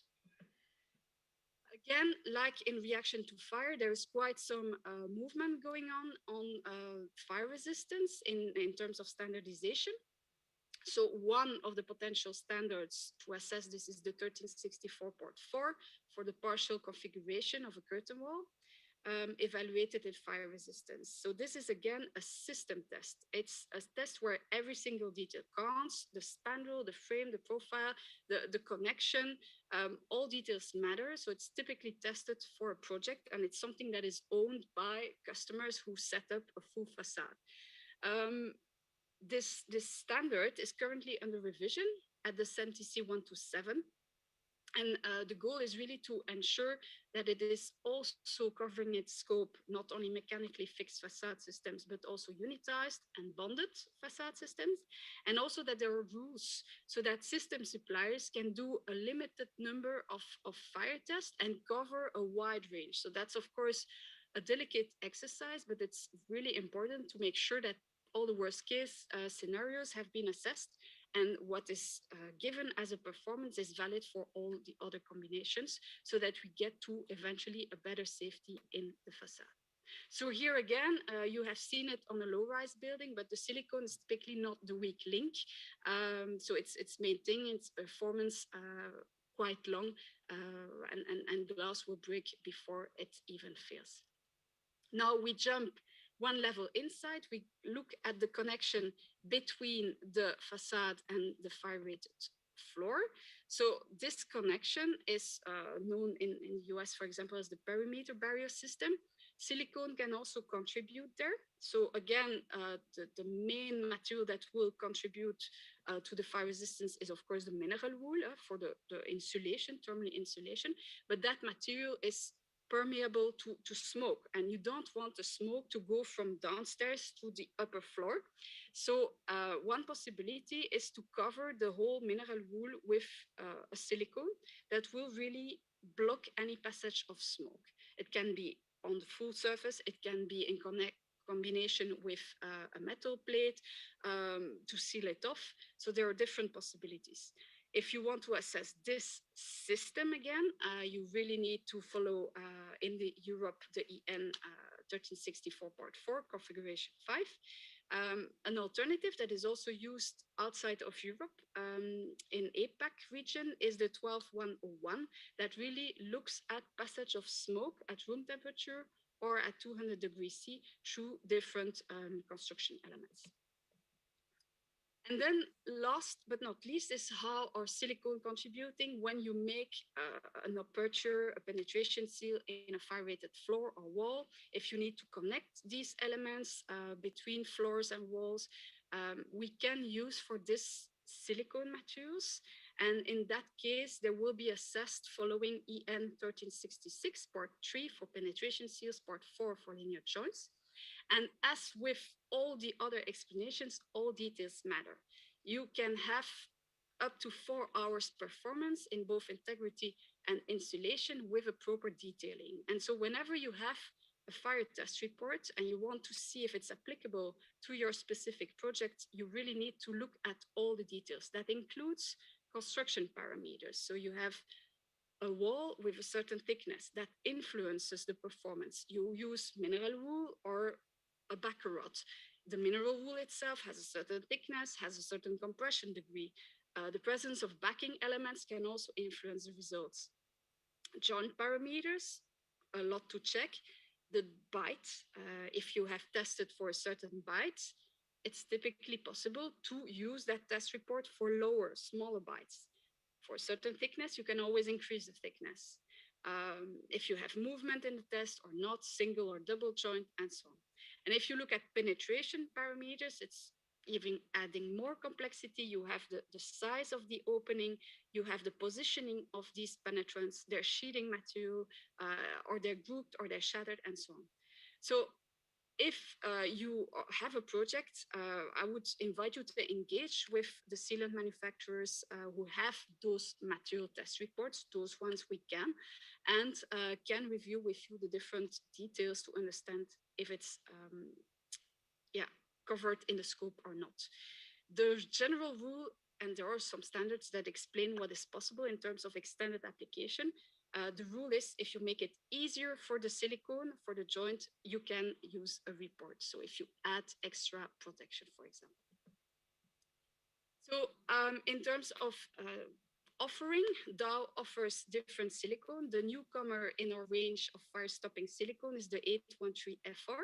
So it's a low modulus material that is used for linear joints in walls, vertical and horizontal, with a good movement capacity and has been optimized for tooling. On the bottom right image, you can see that we have assessed reaction to fire. And for the single burning item test, as I told you, we test really the full surface, which is a worst case scenario because there's more material that is touching the flames and that can be burning. So always very important to verify if you compare materials, how the SBI test has been assessed. Class B S2D0 overall, so that's like one of the best classes after A1, A2. Fire resistance evaluated as well, up to 4 hours integrity and insulation. Certifier and Dubai Civil Defense approval are pending and hopefully we'll get them very soon. So this material joins the range of fire stopping we have, which is made of a foam that is 2 parts pure silicone, a very interesting material because it has a very low thermal conductivity. And it's not foaming too much. It's quite liquid when it's mixed. And so it can really go around all the penetrants and ensure a very good tight connection around these penetration seals. Also possible to use it for linear joints, also certified according to UL. Firestop 700, same application as 813FR with on top of it small penetration seals in walls, same reaction to fire classification, certifier and DCD approval. And then we have the Smoke Seal 800, which is a 1-part silicone self-leveling, which we propose to use for these type of smoke seal applications. And again, depending on detailing, we can reach up to 4 hours in integrity and insulation. Last one, Firestop 400, 1-part acrylic intumescent, specifically designed to do internal perimeter sealing around fire-rated doors, window frames, and up to 4 hours, again in fire resistance. So this concludes this overview of fire safety. I would welcome you to ask me any questions. You will have to direct them to my colleagues Sami Zakaria and Sami Daher, who are with you today, and who will be also very happy to assist you on other Dow innovations, such as the 375 construction and glass embedding, used for glass balustrades. There will be a webinar on March 25th, so don't hesitate to register for it. The 335, which is our color-matched butyl sealant, that is pre-approved, compatible with our silicones for secondary seal to have a homogeneous edge. The Docile membrane facade systems, which comes also with pre-approved adhesive. And then the crystal clear spacer that has been recently launched for the sealing of the edge of fridge doors. With this, I'm finished. I hope you enjoyed this presentation and don't hesitate to come in contact with us to ask us questions. Thank you very much. Thank you very much. Great, thank you, Valérie, for that. A very informative, very scientific. They're looking to some of Dow's products. If you do have questions as well, please feel free to use the QR code as well that's on the screen, where you can direct any questions directly to the speakers. Moving on now, next up we have a conversation on facade access and maintenance and a presentation from Shyam Chand, Senior Consultant of Facade Access at WSP. Hi there. Welcome. Thanks. Hi there. I'm Shyam. I'm a Senior Consultant at WSP. My areas of expertise lies in the design and consultancy service for BMUs in line with EN 1828, ASME, and AS standards. So I'll be taking you through the various considerations that we as a facade access consultant take into account while developing a facade access strategy, different types of BMUs that can be used to achieve the same, and the minimum requirements that needs to be looked into at the concept design stages in order to receive these kind of equipments.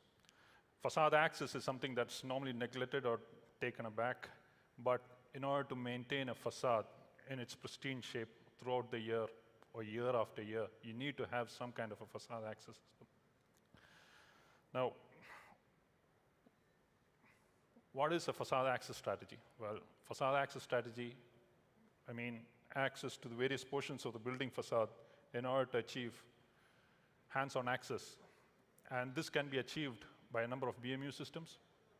And it's just not hands-on access, but glazing replacement, cleaning activities, and light maintenance activities too. The figure shows a simplistic view of how access to various portions of a facade can be achieved. We no more find these kind of buildings.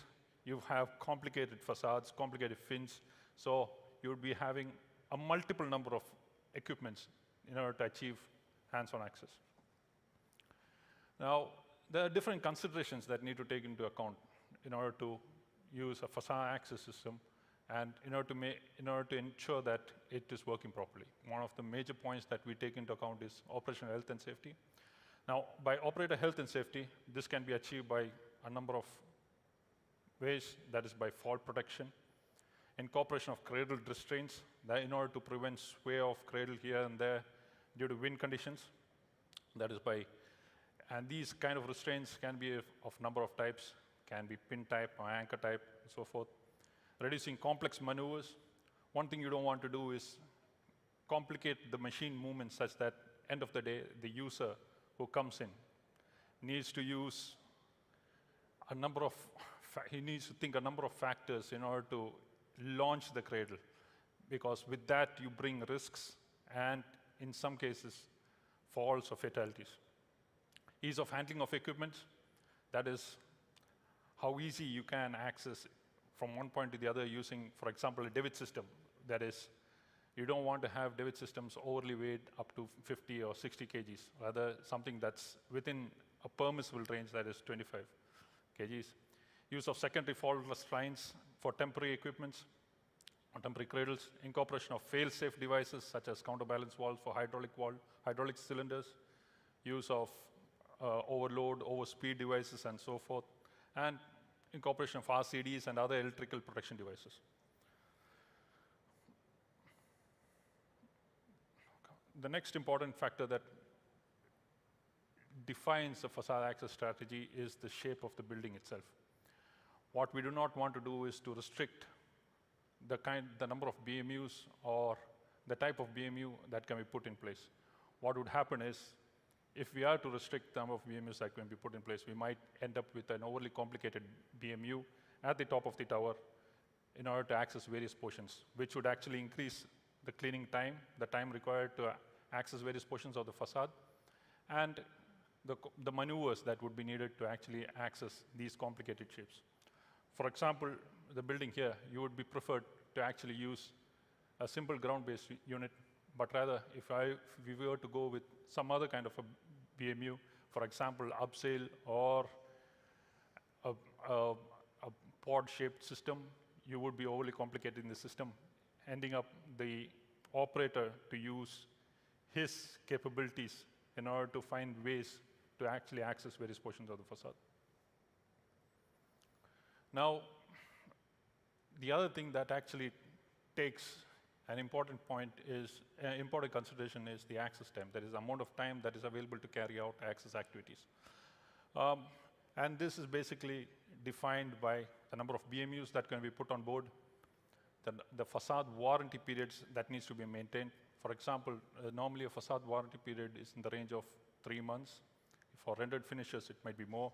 But in order to maintain that warranty period, you would need to have a strategy in place such that this can be maintained within the allocated time. The other important is climatic restrictions. For example, if you're having a facade that's near the seashore, wherein the winds are above the permitted winds, the allowable wind speeds, you would be needing to use more BMUs in order to achieve the same. Maintenance hours and the kind of the development we are maintaining. If it is a retail facade, you wouldn't be expecting to have, in the busiest of days, having someone cleaning at the top of your head. And this normally happens during out-of-office hours and so forth. Building aesthetics. Now, building aesthetics is something that needs to be looked into during the design stages again. For example, one thing you don't want to have to see is basically a BMU in its full pristine shape at the top of a building, while you would get the feel that the building is still under construction. And these can be done easily. These can be easily hidden by either using a high parapet or using simple articulations such as slew or luffing mechanisms, telescopic mechanisms, and so forth. A good example is here where it's a building in Hong Kong where you have the building coming out and running over the facade, and it goes back and it's hidden behind a sealed door and wouldn't be visible. So these needs to be actually looked into during the initial design stages itself. And it can't be pushed at the very end design stage or once the contractor is on board.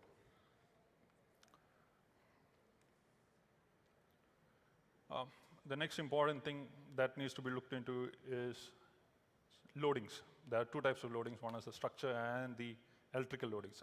By structural loadings, you can have loadings onto the facade by people actually positioning their hands and legs onto the rubber facade by upscaling. By restraint sockets, that can range from 1 kilonewton to 2.7 kilonewtons, and more depending on the wind conditions that the cradle will be subject to. Loads onto parapets and so forth. By electrical loads, you have loads that are generated by tandem uses of various movements. For example, we might be using luffing, hoisting, as well as a material hoist, and soft rope systems in tandem, which will actually add to the load, electrical load that the building is defined to. Now, cost is an important factor. The equipment cost can be reduced by a number of methods. By selecting appropriate machinery. One thing you don't want to see is a 20-meter tall building having a machine that's 30 to 40 meters in reach in order to carry out cleaning activities to 4 phases, which can be easily done by a small ground-based equipment. The other one would be operational cost. For example, the difference between upsailing or a normal BMU-based cleaning activity, which requires less trained personnel to carry out the same. And the second thing with upsailing would be basically you would need to actually have to hire these people come in, and rather than you have your own dedicated set of people to carry out the same.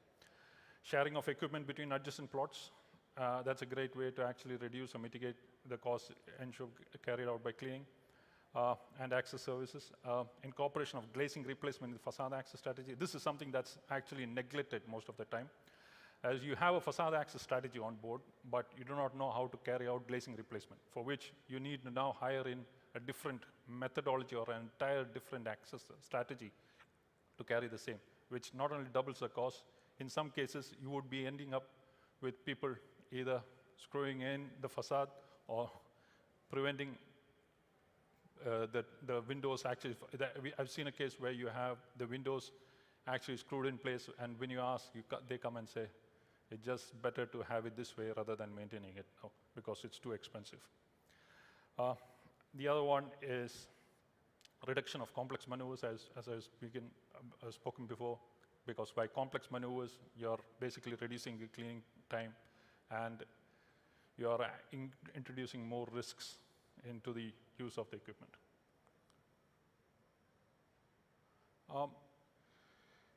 This shows the standards and codes that are normally used for designing a facade access strategy and developing a facade access system too. This in no means is exhaustive. EN 1808 plays a major role here in the Middle East. EN 1808 and the ASME standards.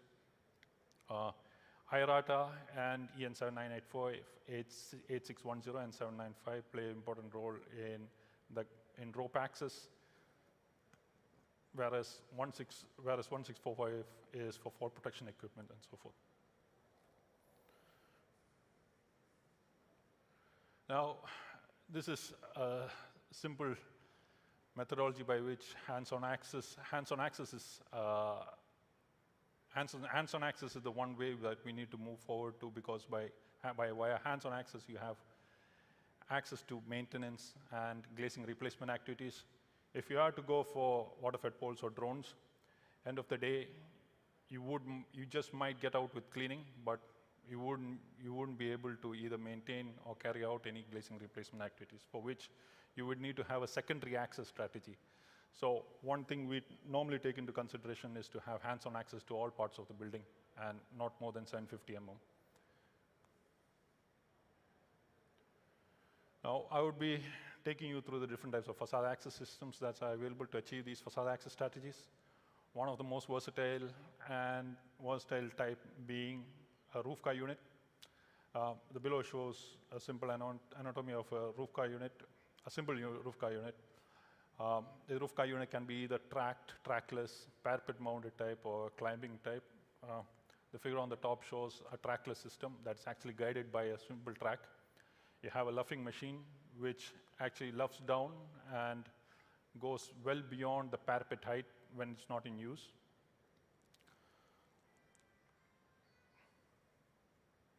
Now, these are further figures which actually shows different types of BMUs. These are tracked units, but laying on floating pedestals. That is,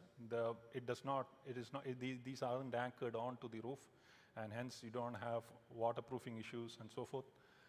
You have a complicated equipment that is just designed in order to be hidden.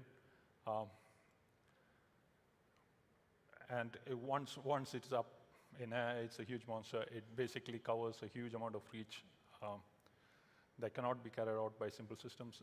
You have a parapet-mounted system. A climbing system, this one is done by Mantek in Abu Dhabi. This actually climbs all the way up, and it has a self-leveling mast as well as a crossbar in order to ensure that the cradle is leveled. That's a huge amount of engineering that's gone into it. Then a simple front angle guide, which basically maintains the garden there. The next and the most simplest of all units is a monorail system. Well, the monorail system basically consists of an aluminum track with 2 trolleys, onto which the cradle is suspended. The monorail system can be of either horizontal or a vertical type. Now, for the horizontal ones, basically runs on simple friction, whereas the clamping one requires a pressurized clamp onto which the equipment is suspended in order to climb up and down. For David systems, David systems are versatile in the manner that they can be removed and brought to store when not in use, hence you wouldn't be seeing anything at the end of the day. These David systems can be made such that even the roof floor finishes can be maintained, so that you don't, end of the day, you do not see any kind of BMU system that was running around. The only thing with the David system is the amount of weight these poses once they have to cross over higher parapets. For example, these ones, you would require some kind of a roller or a mechanical leverage for people to actually move these equipments about in and about. You have sliding David systems. The good thing with sliding David is less amount of manual power, but the other part is it would be basically be sticking out and would affect the entire architectural aesthetics of the building. Gantry systems, skylights are normally maintained by gantry systems. Gantry systems normally consist of a platform and handrails on either sides. They are just used for cleaning activities.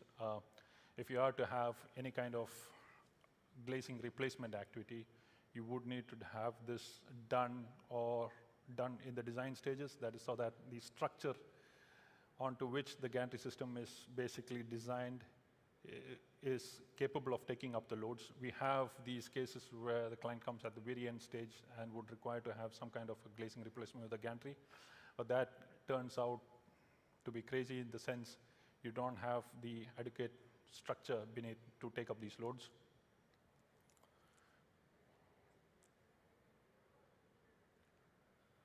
Next is the MUP systems, as everyone knows, and it's commonly used everywhere, is mobile elevating work platforms. They come in different sizes and shapes. The below diagrams are the ones which we use, such as a sweep path and the range in which the range of access that the MUPs can be used to achieve hands-on access to various portions of the building. And you have different types of MUPs, as I've listed down: push around, mast lifts, scissor lifts, articulating boom lifts, and so forth. Last but not least, we have the upsail system. The good thing about the upsale system is that you have multiple users that can come at a time compared to a BMU system. The bad thing with the upsale part is you would be subject to weather conditions. One. Second is the safety and the risks associated with upsailing. You need to have proper buddy checks. If these lack, you would be having catastrophic failures.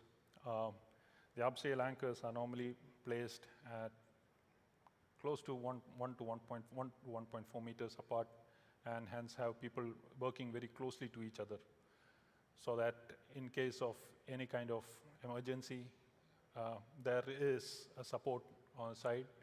Upsail anchors are normally designed to 15 kilonewtons, and now you have rails designed to 20 to 21 kilonewtons. The above shows a strategy wherein we were to carry out upsailing via ropes and via anchors, not anchors, via rails. That's it. Now I'd be going through the various requirements for integrating BMUs into the building. Structural supports, it can be either by proper structures or by pedestals or by running slabs. Now, these needs to be again taken into consideration during the design stages so that the BMU can be received onto the same. Now, that's a GIF working. We have the other facade requirement is to have the restraint pins, restraint sockets, and restraint plates put in place so that you can have the nice 20-meter difference, or the 3 levels or 50-meter requirements as per ASME, in order to restrain the cradles so that you don't have the cradle to sway to and fro whilst working. The other important requirement for facade to take up is the positioning of people and abrasion, because end of the day, you don't want to have a fully scratched facade for just maintenance purposes. It just defeats maintenance itself. The next is to ensure that the facade, the edges and the coping are designed to take up the loads created by upsailing, because the upsail loads aren't any, it goes up to 15 kilonewtons. The 15 kilonewton is 1.5 tons. 1.5 tons are generated normally. You have a factor of safety in it, but the major factor you have is the impact loads that are created by a single person of 100 kgs jumping on. We did a recent study wherein we had looked into how a person, if he jumps from the top, what would be the loads at the end or the pivot point. It comes up to 3 times the load. So if you have 600, then you multiply by 3, you get a good amount of load. MEP requirements, well, this is something that's neglected. MEP requirements, I would say power points, water points, and lightning protection. Since the BMUs are normally positioned at the very top of the building, it's the first point of contact with lightning and other weather conditions. Hence, lightning protection is of paramount importance. The other one is space provisions on the top of the roof in order to receive the BMU. You normally have a hugely congested MEP space at the top of the roof. Hence, this needs to be looked into, and that's why I put this in the MEP requirements, so that enough space is provided on the top of the roof to receive these kind of units. The next architectural requirements are, as I've spoken before, is in order to have sufficient parapet heights, safe access onto the top of the BMU plant room space, use of vertical safety lines, etc. Yep, and that's about it from my side with regards to BMUs. Yeah. Cheers. Thank you, Shyam. Yep.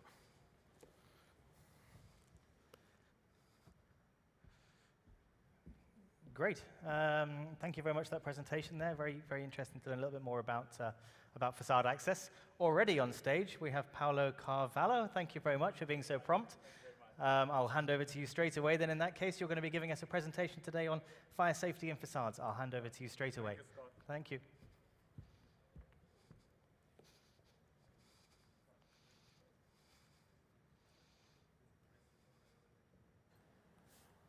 Okay. Good afternoon, everyone. My name is Paulo.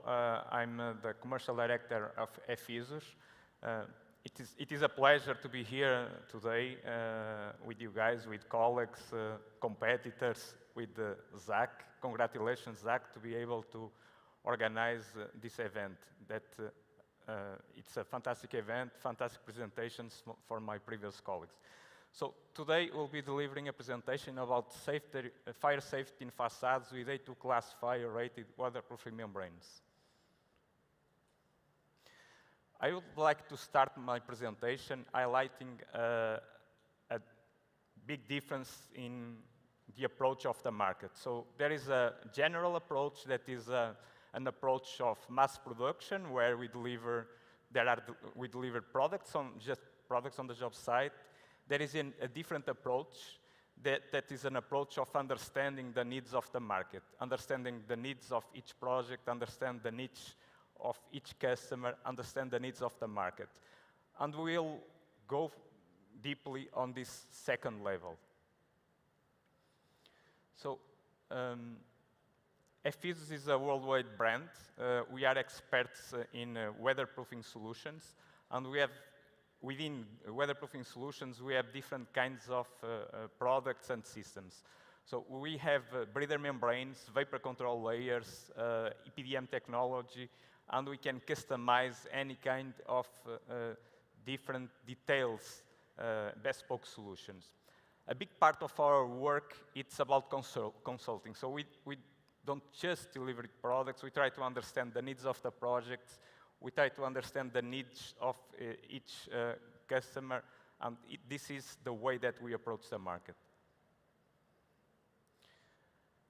I brought here some examples that I think we should take some reflection.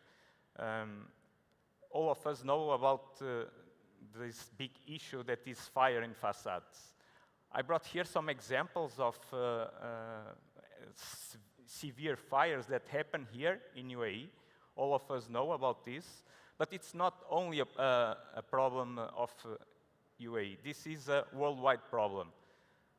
UK, there are the same problem. Europe, there are the same problem. Saudi Arabia, there is the same problem. And this should make us think, how can we overcome this big issue? I brought some examples of fire regulations, different markets. So going back, when we saw that massive fires, the authorities, they issue new codes, new regulations. For instance, the examples that I'm showing here, it's about the UK regulation, where the weatherproofing membranes, the vapor barriers in facade, they should comply with A2S1D0 over the 13501. Also, the fire code for UAE, Life Safety Code of Practice, is saying the same. And this is a trend that we see worldwide, not only Dubai, not only in Europe, it's a general trend. So the trend is to have solutions that can comply with this A2S1D0. This is something that it's a big issue, that is something that should be in the top of the minds of the people, all the agents that have the power of decision. So all of us that have the power of decision should have the responsibility of choosing the right solution. And we are talking about all that are involved in the facade industry, like contractors, developers, manufacturers, architects. So all the agents that have the responsibility, that have the power of the decision, they should take in consideration at least, and some of the presentations, previous presentations mentioned that should not only fulfill the requirements, but overcome the requirements of the fire safety codes. A big part of our work is research and development. We work a lot with universities, with consultants, with laboratories, with the architects. We try to understand the requirements of the market. From this, we develop our solutions. So going back about 4 years ago, our customers and the market in general, they put us a challenge that was, we need a solution that should be fire, water, proofing at the same time. And going back to our industrial partners, we were able to develop a technology that is A2 fire-rated system. And this is the solution, this is the system, the technology that I would like to go deeply today. So as a membrane, as a vapor barrier, we were able to develop a solution that is class A1 over the AN 13501. So we cannot go above this. This is the best we can achieve. This is the top in terms of fire reaction. But we are here, we have facade companies here, we have architects, consultants. More than a product, we need a solution. On the job site, we need to know how to apply a membrane product. And we were able to develop a system under the Class A, tested on the AN 13501, that is A2 S1D0, that complies with all the codes, different codes worldwide, UAE codes, UK codes, European codes. And we are very happy with this, actually. We are proud of this. Going a little deep in the details, so this solution is a vapor, water and airtight. As we mentioned previous, is a A2 S1D0 system. Include all the accessories. Technically, it's a very robust solution. We'll see this more in detail. It is it's a flexible sheet waterproofing, plastic rubber vapor control layers. This was tested on the CAN 13984. Very important, as we mentioned previously, we can completely customize, and at the same time, also we heard here during this presentation, the importance of the sustainability. This is something that should be always balanced. The technical with the fire, at the same time with the sustainability. So on this system, we have the Yahya Gold. The Yahya Gold concentrates the different environmental certificates like BREEAM, LEED, and EMI code. Here we just put in this chart a comparison between what is the standard in the market and the solution that we are speaking today. So if we see in terms of fire performance, in terms of certifications, mainly DCD approval, in terms of sustainability, consulting and product customization, there is a huge gap between what is the standard and what is the solution that we are speaking here today. So we'd like to present this because this was people that work in the facade industry here, mainly in the Middle East. They know how difficult it is to get this certification. We get the certification and the system. This took a long time, a really long time. It took us about 2 years. But we can present the solution, the system certified by DCD authorities.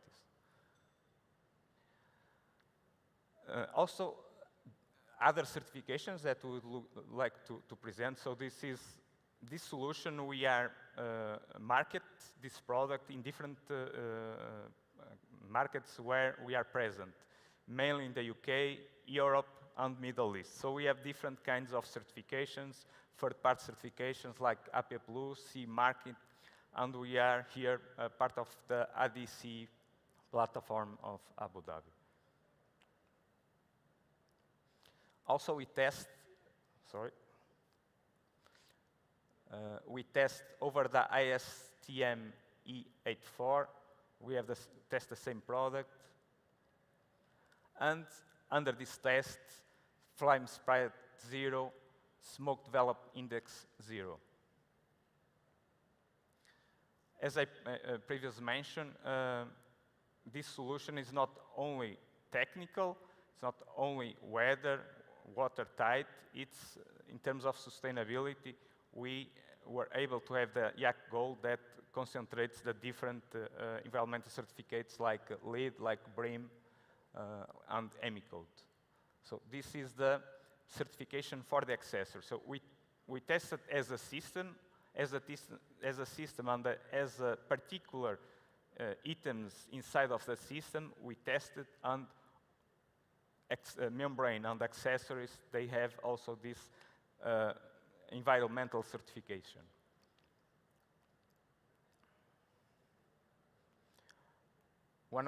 So this solution, as I previously mentioned, is completely customized.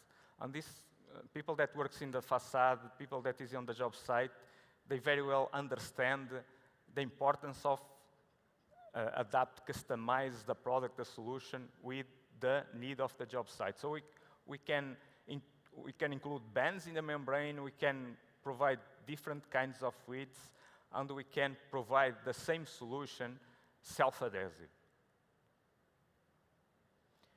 As a self-adhesive, we go down one category, still we are able to comply the BSD0, so on connections, we can apply over the regulations the self-adhesive, completely self-adhesive membrane.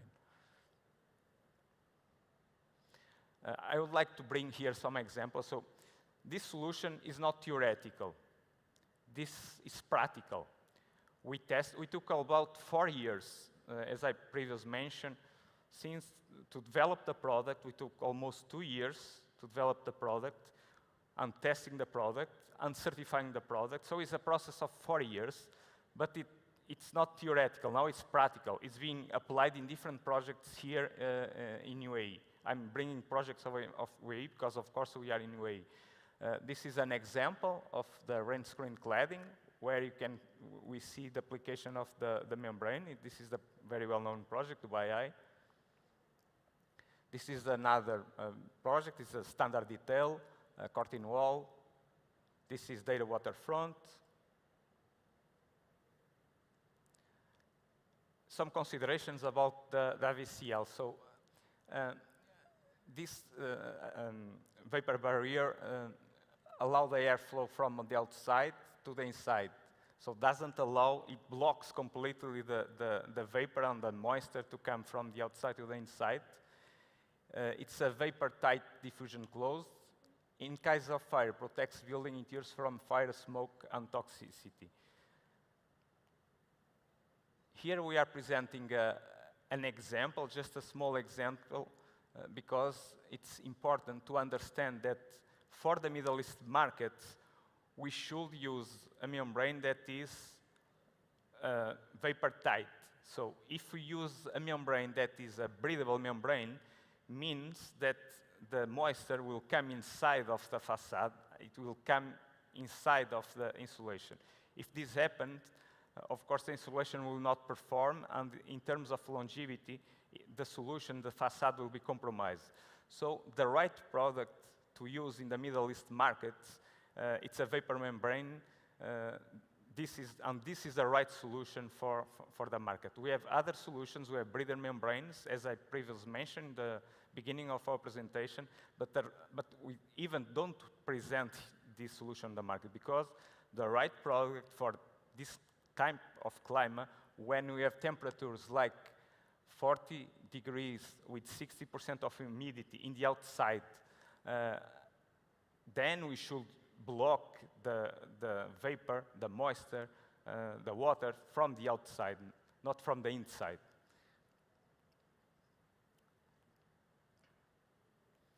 So for us, our approach in the market, it's, as I previously mentioned, to understand the needs of the consultants, the needs of our customers, and we do a lot of work on this. It's a big part of our job. It's working, doing technical submissions, doing compatible testing when required. We do site visits, we do training on the job site. So we follow up the project since the early beginning, since the sketch, since the time where we work with the consultants till the job site. Where we fall on the job site, we visit the job site, we give support on the job site, and this is very important, and this is something that is recognized by all of our partners. And for us, detailing is important. I have here a quote that says, and I'll quote, "The difference between something good and something great is the attention to details. We like details. We work on the details." This was mentioned in previous presentations by Lars, by Michel, that is here, because they know, they understand, and we completely agree. We also have this knowledge of the detailing. So if we understand the need of our customer, if we understand the need of each project, and if we have the technology available, we are able to deliver a solution that has added value, and at the same time, it will minimize the mistakes on the job site. And this is a trend. This is a trend that we see in developed markets, UK, for instance, Europe, but also here. Many of our customers, they were mentioned to us that many projects that they are tendering are not in UAE, are outside UAE, for instance, Saudi, or even in the North America. And this brings the importance of the prefabrication, bespoke solutions, customize the solution. And here, we are able to add value for each project, for each customer, and at the same time, we are able to minimizing mistakes. Some case studies here in UAE. So as I mentioned, this is not a theoretical. We have a solution that is A2 fire-rated system as a single product. It's A1, and it's being applied. So when I spoke previously that all the agents in the market has the responsibility of comply the codes, in this particular item, we can do it. It's a technology that is available. It's not theoretical, it's practical. And we have the certifications, and we have the test, and we have the job site applications. So these are some examples. This is another example, Dubai, where this solution is being applied. But many other projects, Icon City. These are some examples, and I could go on, because it's something that we are using that is being required worldwide. Just to summarize about what I present here today, we have a solution that is A2 fire-rated. It's a system that is tested and approved so not because it's fire-rated and sustainable doesn't mean that it's less technical. No, I showed the comparison between the standard solutions and this solution, and technical is a superior solution. It's approved by DCD, has different kinds of certifications. It's a sustainable product. We can completely customize, and we are very happy to support all our partners and customers with our consulting services. So we are more than happy to support. This is our Dubai team that I'm proud to present here. So we are more than happy to support. We are here, and we are based in Dubai. So thank you very much, and it's a pleasure to be here today to see you all. Thank you.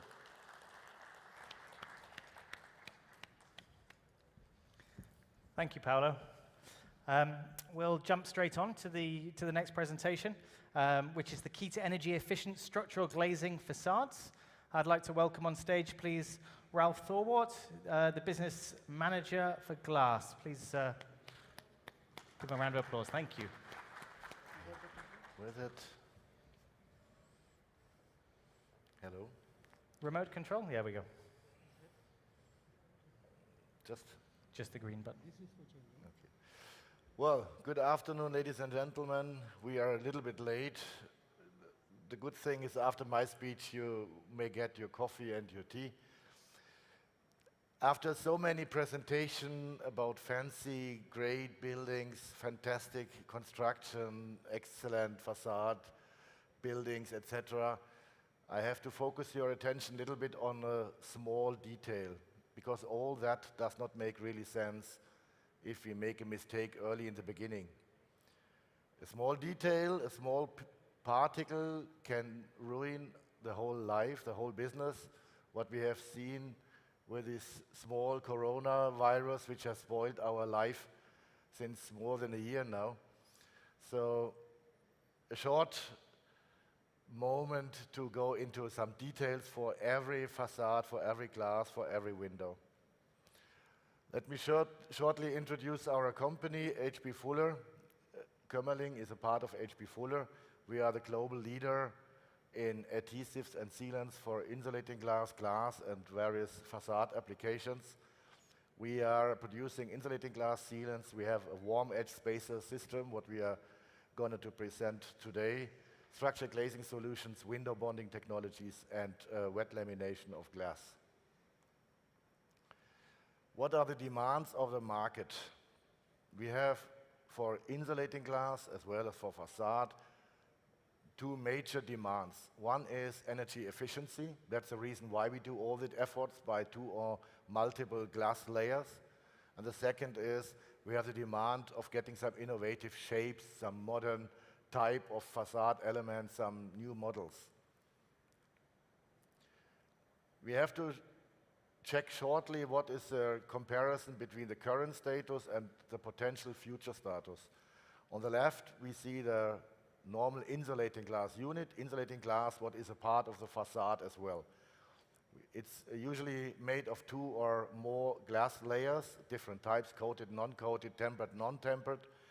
It's kept on distance by a spacer bar. Usually it's made by a rigid system, aluminium, steel, hybrid materials, plastics, whatever.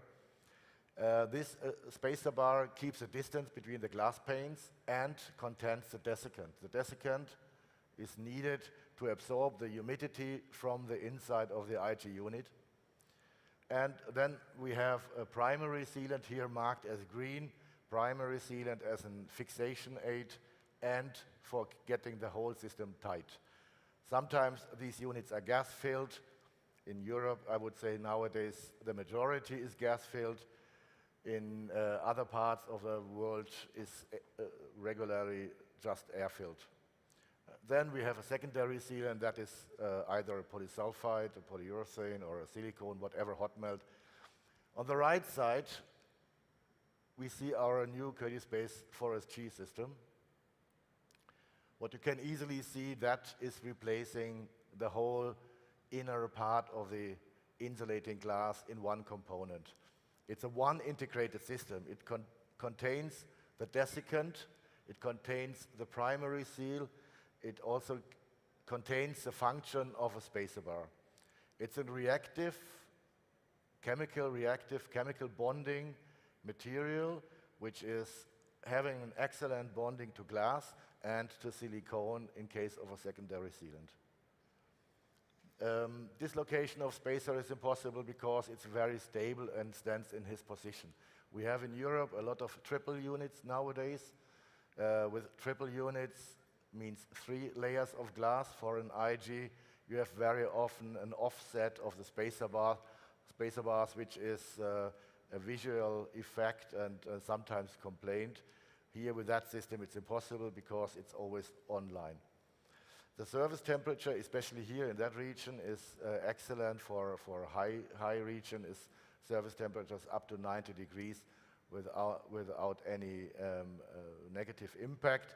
And very important, is very resistant against all incompatible and other glazing systems.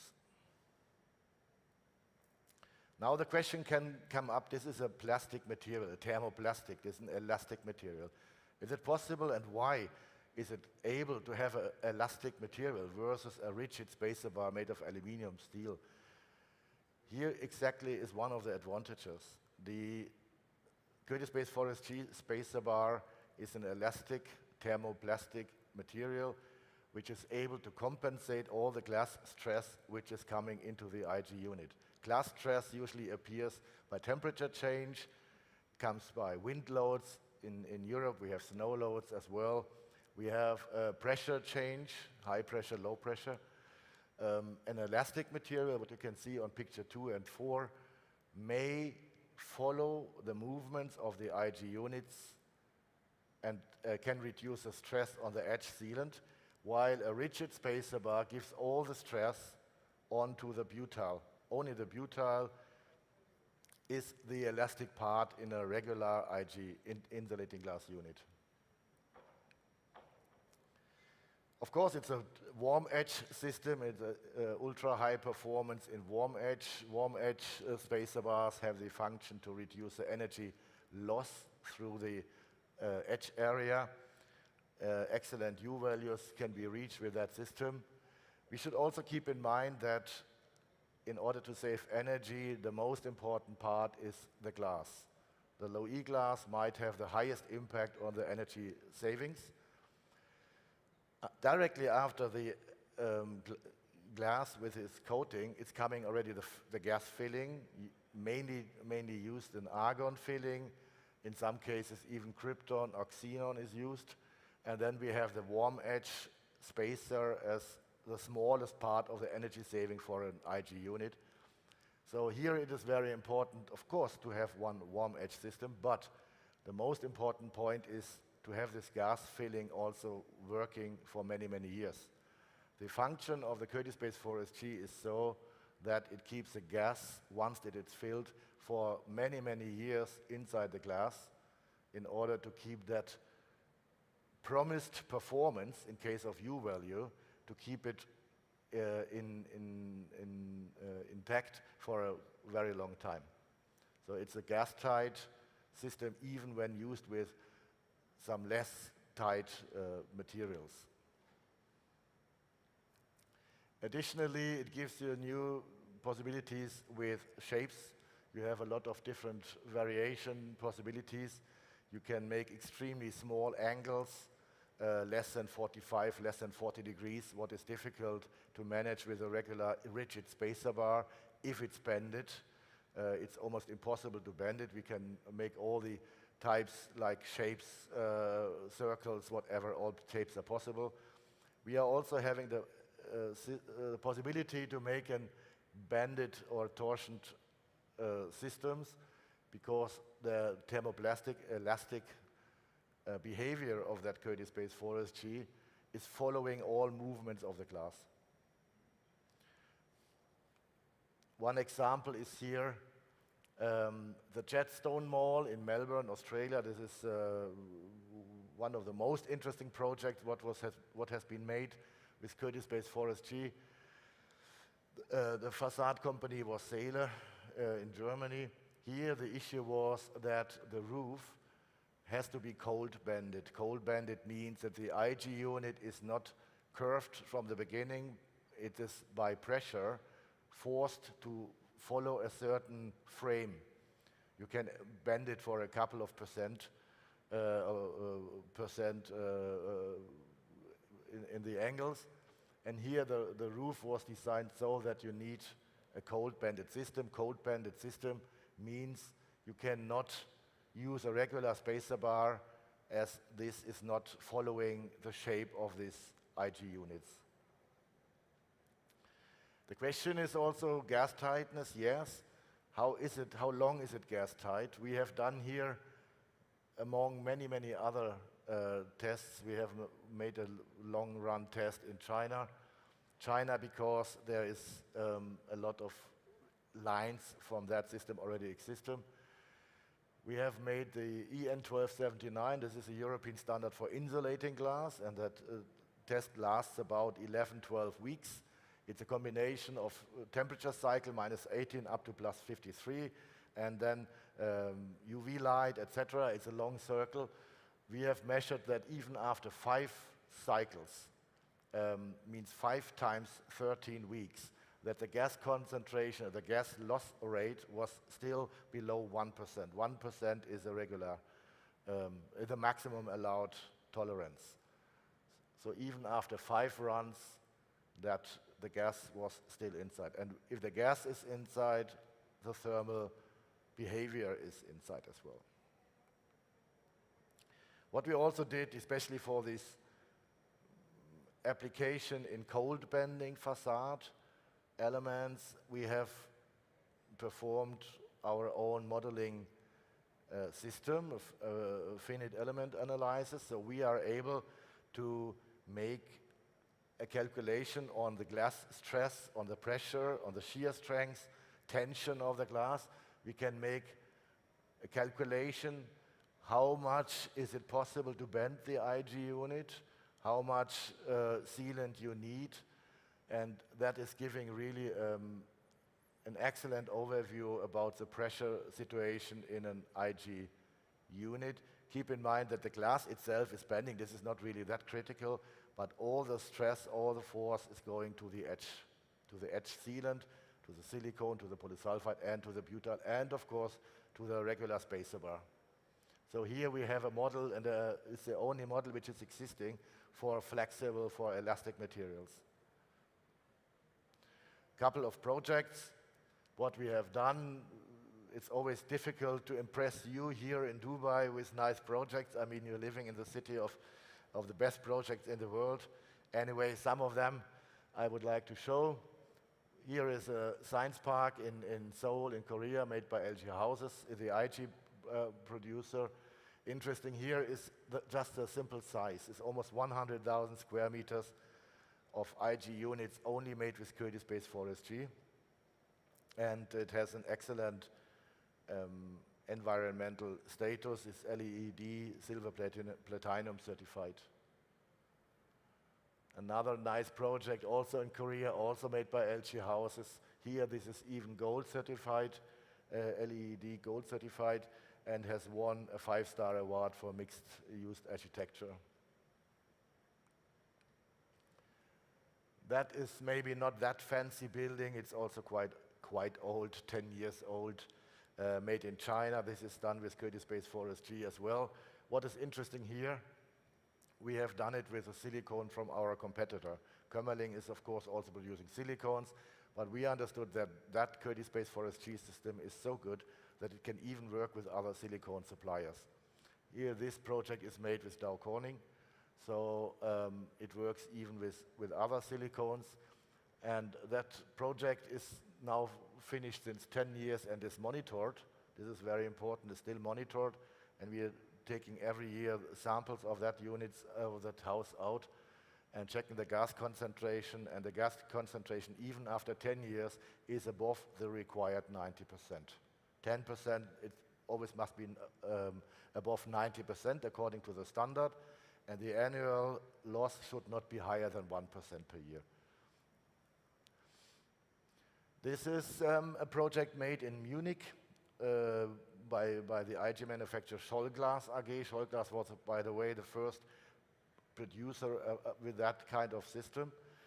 Interesting here is that was one of the first cold-bended roof. Also here we have the situation that the glass, the IG unit was originally plain and was forced into a curved frame, only possible with a thermoplastic system like Curtis-based forestry. Very big project in Toronto, Canada. This is mainly because keep in mind Toronto is very difficult in climate.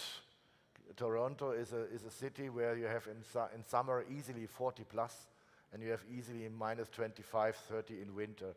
So it's the temperature range between winter and summer is of course much higher than that what you have here. In Dubai you have between, I don't know, 25 and 50, so this is only 25, 30 degrees maximum variation. Here we have 50, 60, whatever degrees difference between summer and winter. Plus, especially in Toronto, because of the Great Lakes, a lot of wind loads. So as a short conclusion for that system, and I think I'm the only one who keeps the time. Curtius Space Forest G is a reactive and thermoplastic spacer. It replaces a conventional spacer bar. It has, of course, a lot of benefits for the production, but for the design, for the architecture, for the construction, giving other benefits. It's including all the other components like desiccant, primary sealant, spacer bars, etc. Only one product, thermoplastic, directly applied online on the glass unit. It has an excellent adhesion to glass and to silicones. It has a chemical resistance which is outstanding. So even in case of special detergents, foreign silicones, whatever, any kind of chemical ingredients, we have a fantastic resistance against it. It has very low psi values. Psi value is the value for the spacer bar itself. Very low psi values means as a result giving extremely low U values. Wonderful, excellent, extremely low gas diffusion rate. It keeps the gas even after, we remember, after 5 cycles of the European standard 1279, still less than 1% per year gas loss rate. And it's certified all around the world nowadays. We have 10 years back, it was a highlight in Europe of that system. Nowadays, Asia and America, North America, Canada is more active in growing this system. So almost all areas, Australia and New Zealand are also existing that system. More or less all the world is covered by that system, so all climate and climate conditions, temperature conditions are reachable with that system. And finally, it is a compensation of pressure and temperature differences due to the elastic material, due to the thermoplastic behavior of the material. It can follow easily the glass stress, the wind load stress, whatever. That is more or less the summary of Forest G. It's a long-term energy efficient insulating glass unit. Insulating glass unit is also the major part of a facade, so that is the system. It's having the ability for cold-banded behaviors for all kind of structured glazing applications, and gives a long sustainable energy efficiency of an unit. Thank you very much. Thank you, Ralf. It's good to see some innovation in the spacer system space. So yes, great to see. We're going to be taking a quick networking and coffee break now for about 15 minutes. So if everybody could please, just in the interest of time, be back for about 4:45, and we'll be moving straight on then into the final session, into session 4, where we've got some really interesting discussions. So hopefully we can.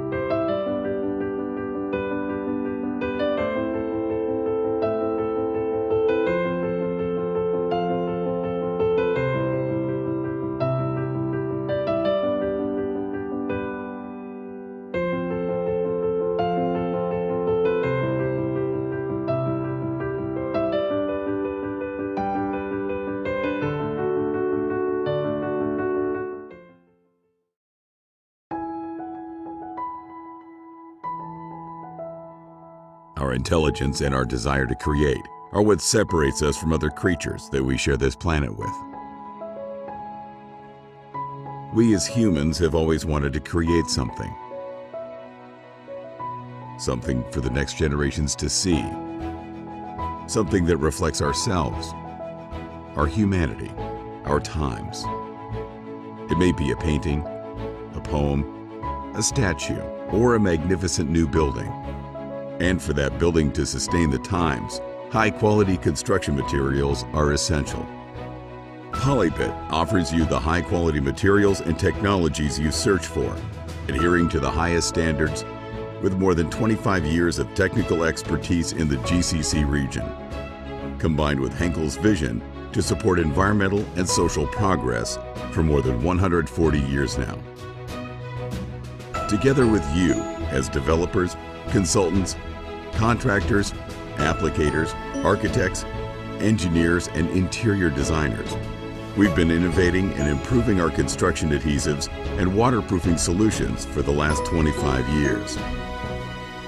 With our local manufacturing facilities and competence centers, our systems have been specially developed for the weathering challenges of this region, which has helped us to become the most trusted solution provider in our field.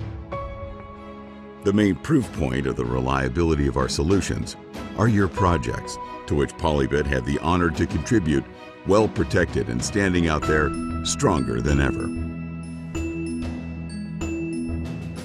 We at Polybit are proud to be your partner and fully dedicated to continue to create a better future together. Jointly, we can fulfill our evolutionary drive to leave our signature on this world.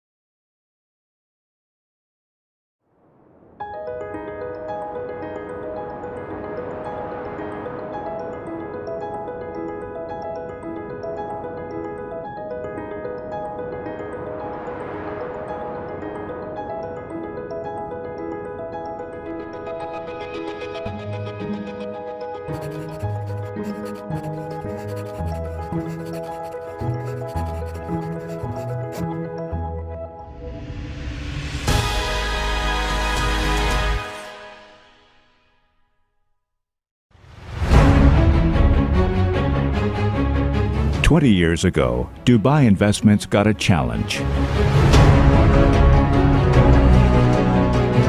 Took the sand of our land and transformed it into the most innovative glass solutions.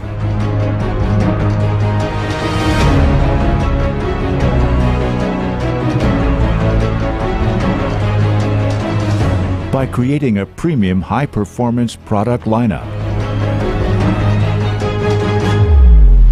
Producing sustainable post-temperable coated architectural glass for both commercial and residential applications.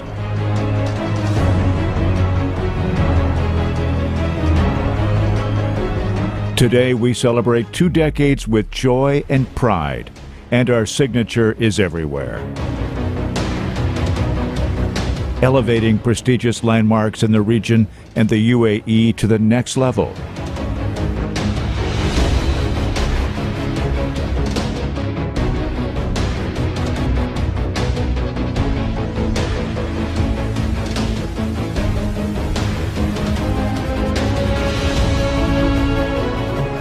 Creating landmarks in our region and all over the world.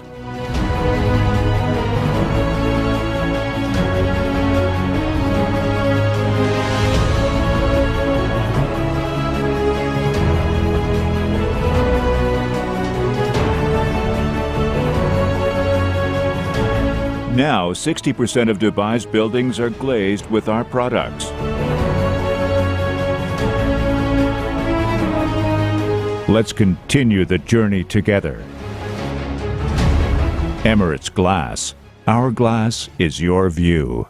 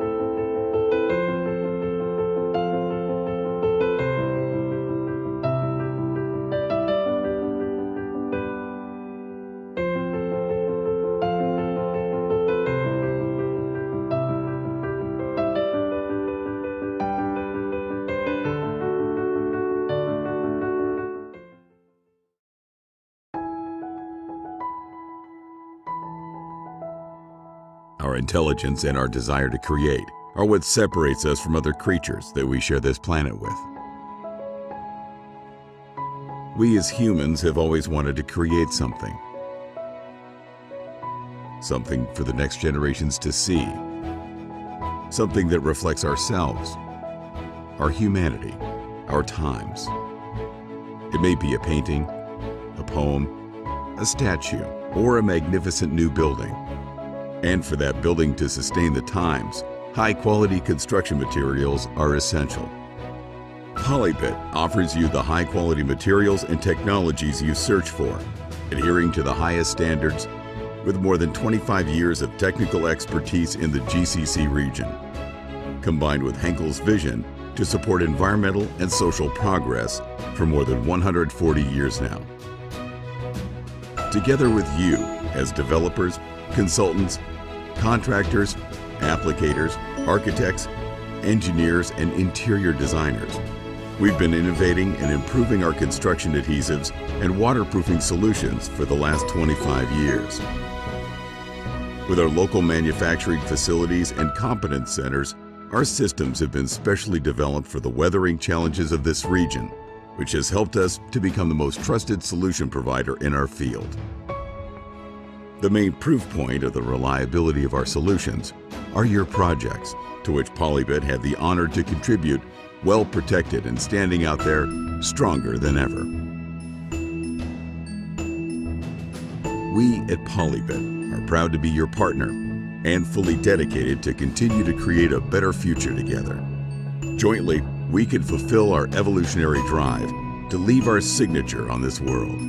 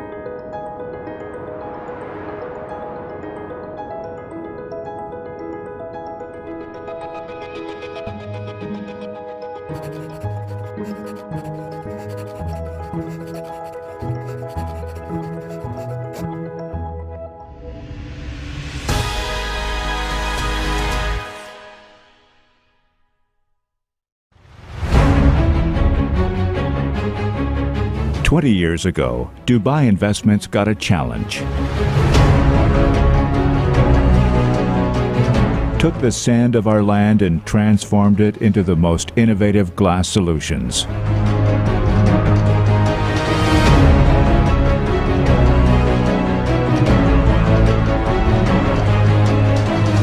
By creating a premium high-performance product lineup, producing sustainable post-temperable coated architectural glass for both commercial and residential applications.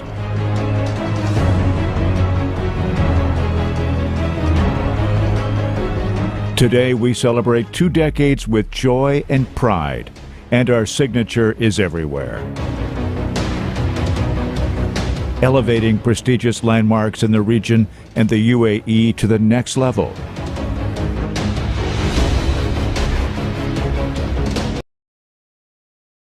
While that's happening, maybe if we have some hands together for April So, we can start to herd the crowd. So April So, the Technical Director of Facades at AESG. April's going to be talking to us today about Let There Be Light. April, are you ready with your presentation on the screen and everything? Yeah. There you go. Yep, you're up. Could you help? Oh, yeah, it's on. Okay. Perfect.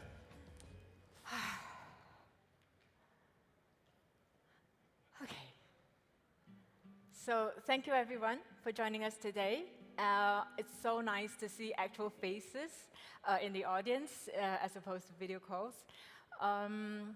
Basically, I would like to thank Ahad and his team for organizing such a successful event. As Scott said, my name is April. I'm the Technical Director of AESG Facades. And before we start, I'd like to have a bit of an introduction to AESG.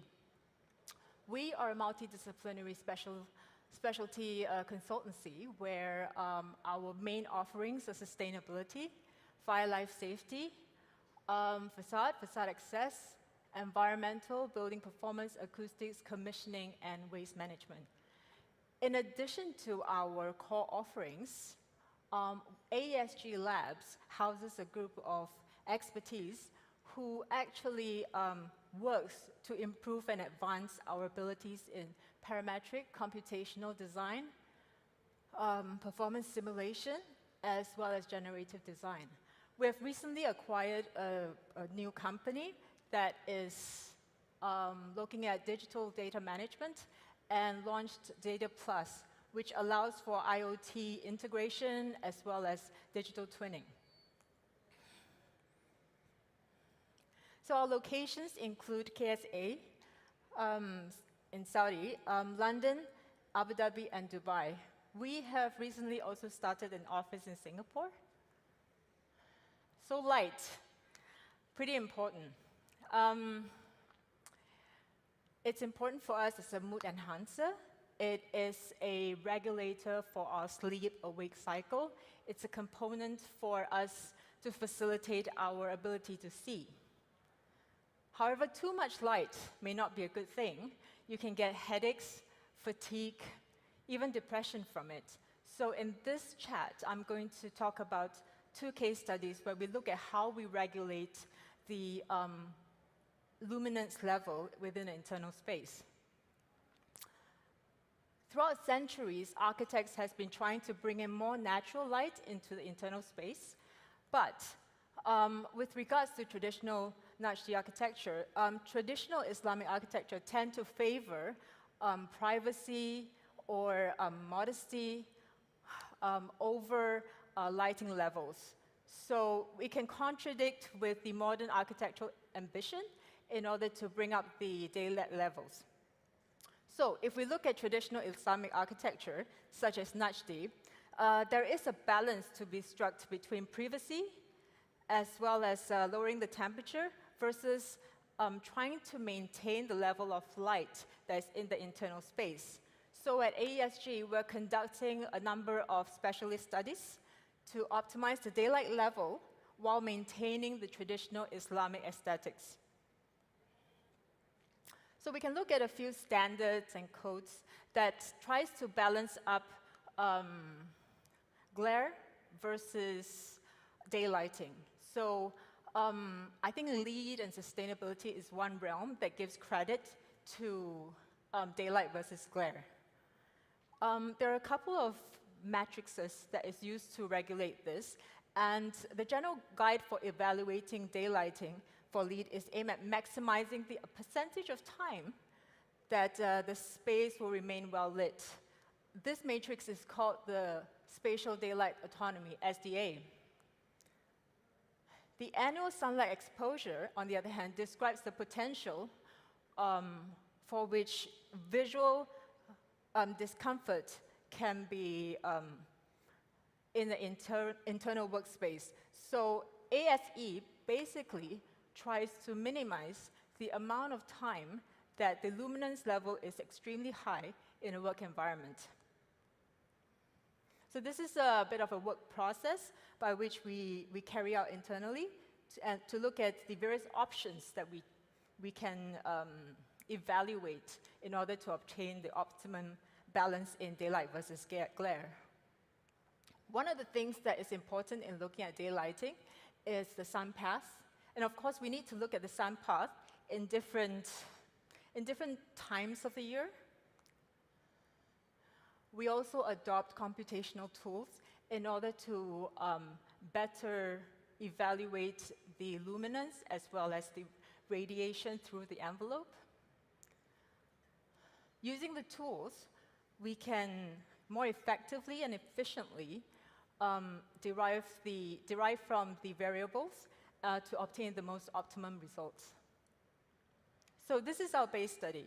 The image on the right actually shows the percentage of daylight that is in the internal space. You can see that it's pretty well lit. However, on the left is the level of glare in the internal space. And you can see that there is quite a high level of glare here. And what we did is to look at adjusting the visual light transmission of the glass. And we discovered very quickly that by adjusting the visual light transmission of glass to a low enough level to satisfy the glare requirements, the entire daylight is completely sacrificed. So I think it's important to note that this is a school. And as such, glare and daylight is actually quite important. So we went back to the architect to have a discussion, and they were happy to entertain the idea of having shading devices. So looking back at the sun path, we studied the sun path in summer and winter condition, which is the most extreme conditions. And using the tools for studying solar radiation, we were able to determine the maximum optimum angle for the shading device. And with this, you can see that with the optimized condition, the amount of glare coming in through the windows have significantly reduced from 39% to about 9%.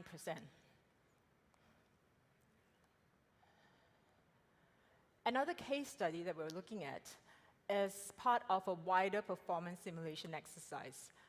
These are office buildings that we're highlighting in blue here, and they are 3 to 4 stories tall. What we have done is, again, go through a design process where we look at the base condition, and if the base condition doesn't meet the requirements, we study the various parameters in order to make the luminance level work better. And because it's a multi-story development, we looked at the lowest level as well as the highest level as benchmarks for us to gain a weighted average of how much the glare versus the SDA, which is the daylight analysis, results are. And from what you can see here, glare is okay, but the overall daylight in the development seems to be a bit lacking. So for this office buildings, the architectural intent is pretty set. We can't go in and maneuver or add sunshades or whatever. So what we did was we worked with the architect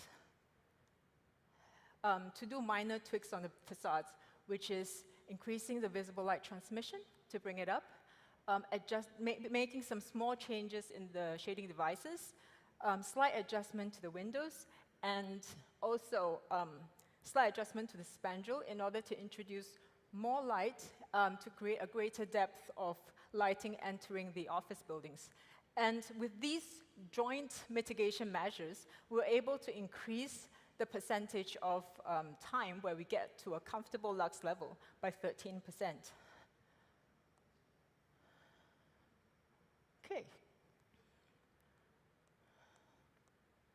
So as you can see, this whole process is not a one solution fit all. I think that there are several conditions that needs to be taken, which is, number one, is glare and light a major component that the clients is actually interested in looking into? Second thing is whether if the effects of the adjacent building has an effect on your shading. Third thing is, how fixed is the design? Do you have room for maneuver with the architect? So it is a balancing act, and sometimes it requires for the design community to have an amalgamation of measures in order to arrive at the right solution. And with that, thank you very much.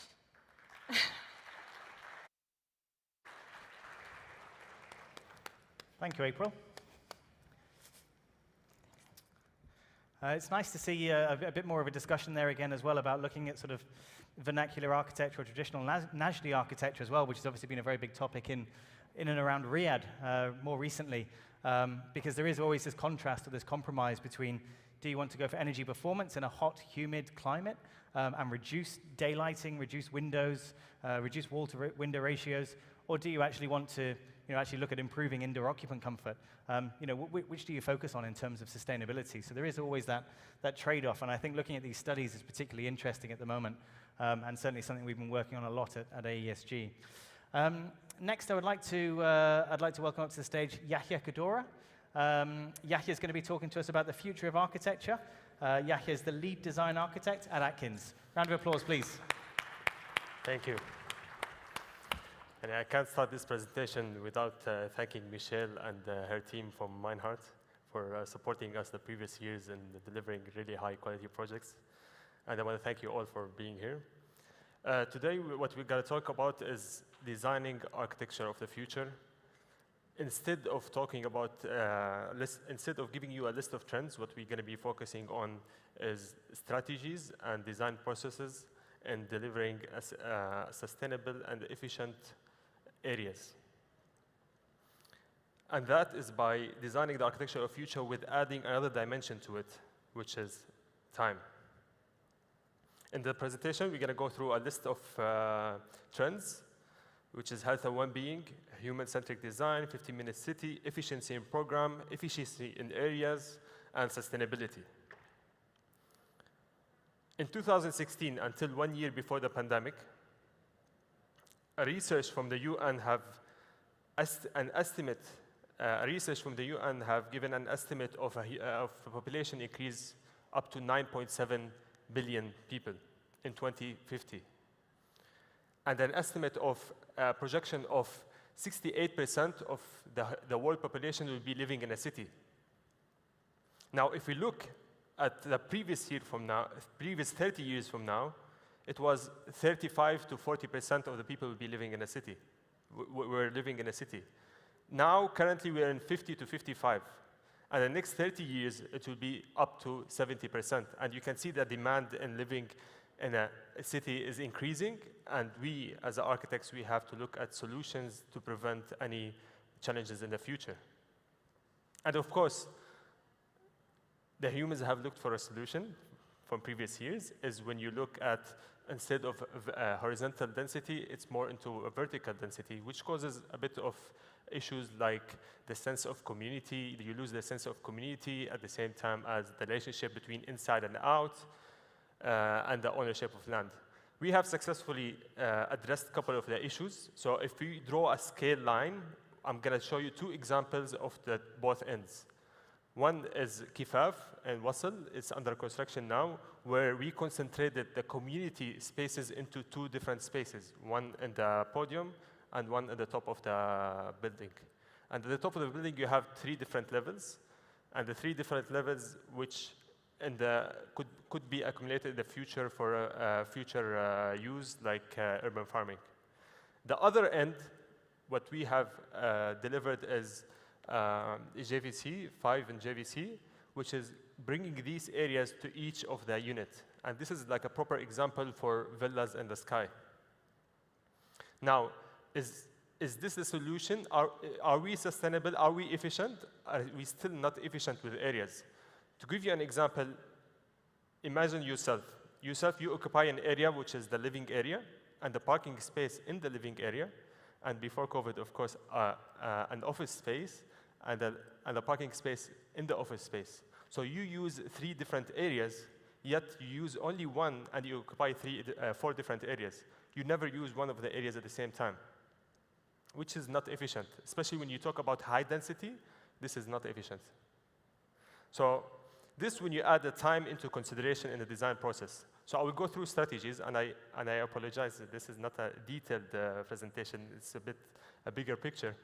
So I'll go through strategies when you add time to 5 different aspects. In the presentation, we're going to go through 2, which is the process and design thinking, and the functionality.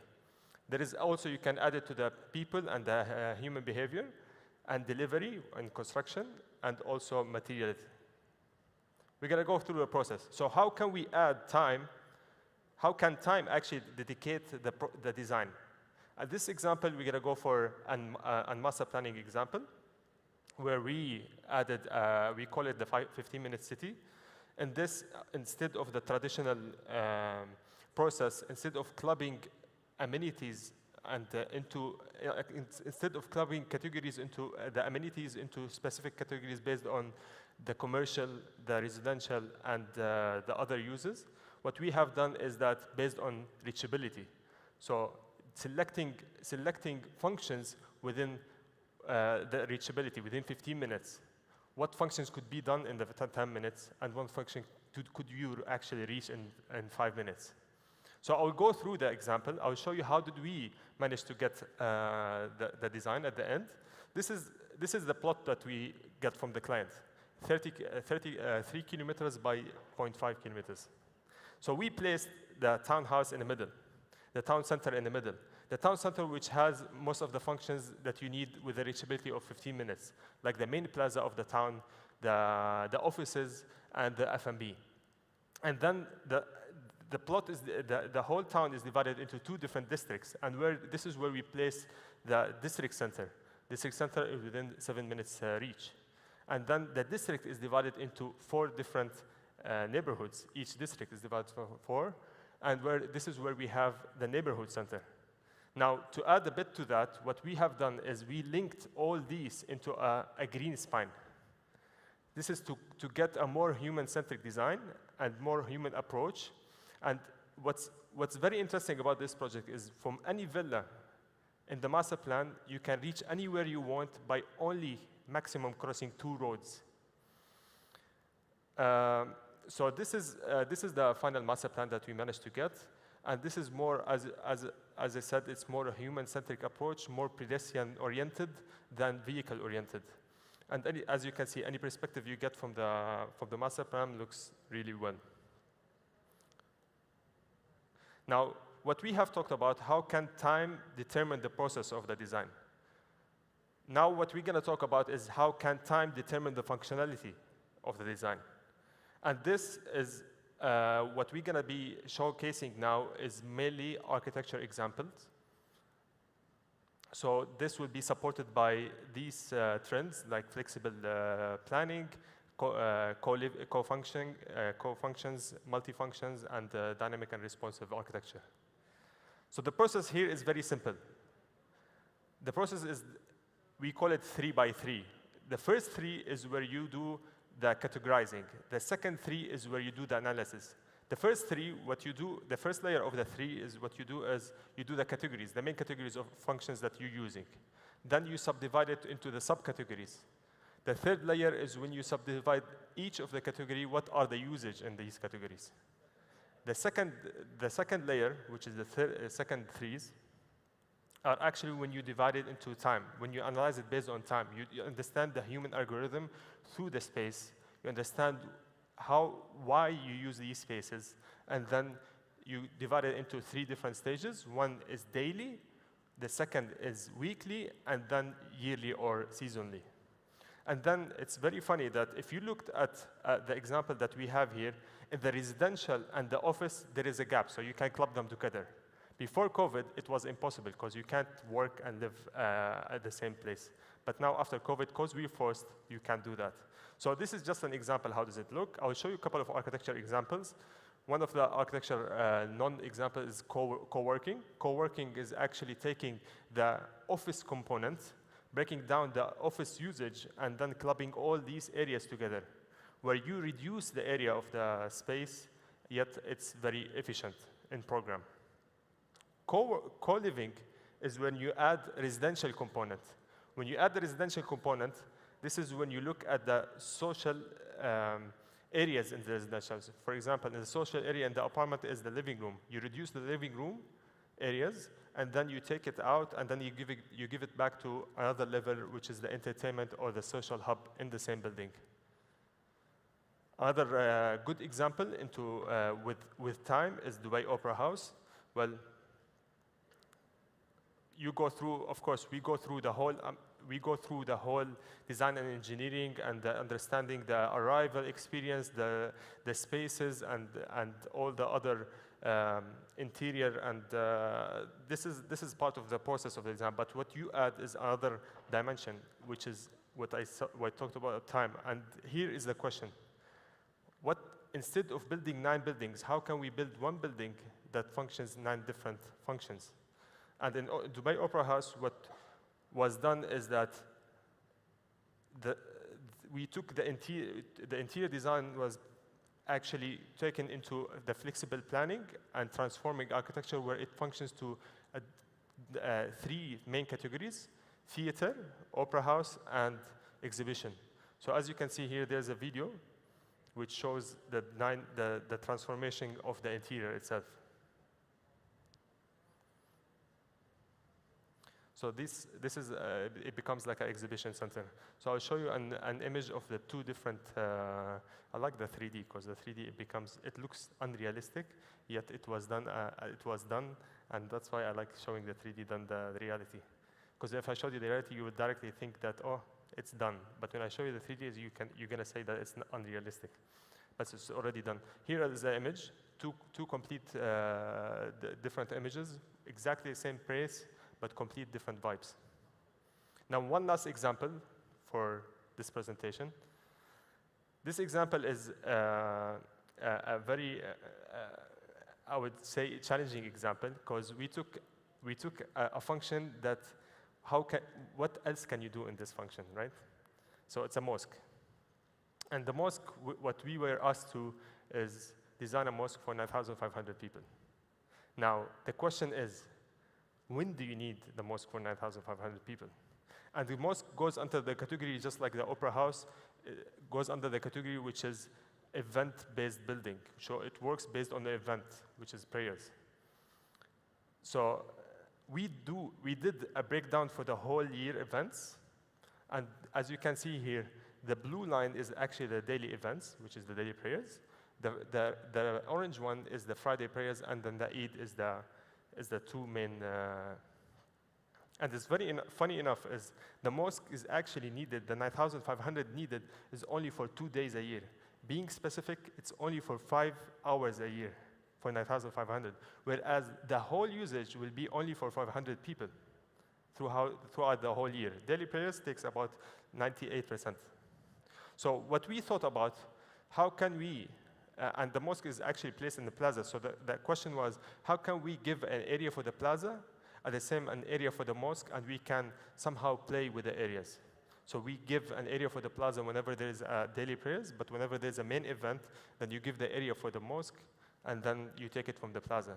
So what we thought about, this is just an experiment, which we were experimenting, is what we thought about is just like influenced by the tents, what if we thought about kinetic architecture? This is just to show you the difference between the areas. This is the Eid mosque, and you can easily see that it's almost 6 times the area of the daily mosque. So what we thought about, what if we looked for, since it's an experiment, we're experimenting with this, what we thought about, let's go beyond the usual and look at an expanding architecture. So this is just a sketch to show that with technology, what we thought about is whenever the more people goes in, the more the mosque expands. And this is where you can give area and play with the area to the plaza. This is just a sketch, initial sketch for the structure expanding in 3 different shapes, as you can see. And finally, I think this is the 3D viewing the 3 different shapes of the mosque. So in that note, I will close this presentation by saying, usually, if you look at future of architecture and the future-proof architecture, what you should look at while delivering the project is adding 3 main dimensions. One is time, and we broke down the time into 5 different categories. Second is sustainability, and third is identity. And at the end, I would like to invite you all. We're doing a catalog which actually talks about architecture of the future, where we try to look at solutions, clubbing them together with different companies. I think we managed to get now 5 architecture companies with ideas. So we're placing down this catalog together. And if you are interested in taking a part of that, please contact me. And this is Yahya Kaddoura, Atkins. Thank you.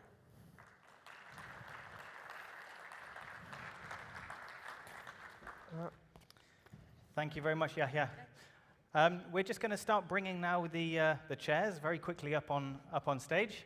And this is sort of the culmination of the day now, which is a panel discussion, which should be very exciting, very engaging. We've got some superb speakers today as well, so I'm really, really looking forward to this. And this should really bring together some of the ideas that we've discussed throughout the day, with a particular focus on sustainability, on the UN 17 Sustainable Development Goals, and a little bit about kind of I suppose, the future of architecture in the UAE. So there should be some really, really nice discussion points coming on. And yeah, looking forward to it. So I'm going to start inviting individuals up onto the stage. So first of all, please, if I could invite up Karoush Saleh, the design director from LWK and Partners, please. And next of all then, please, if I could invite up Benjamin Beer, the facade director at Werner Sobeck. We're going to need chairs a little bit quicker. I think, is Ben Piper here yet as well? I think he's cutting it particularly fine. Not yet, okay. Next up, please, if I could invite up Matthew Engel, the principal and regional design leader for the Middle East at Woods Bagot.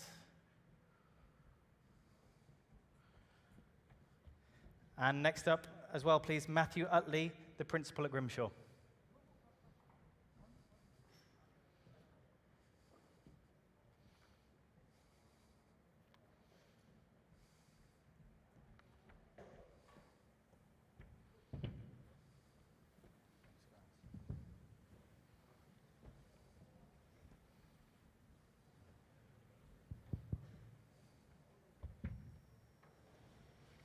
Have a seat, please.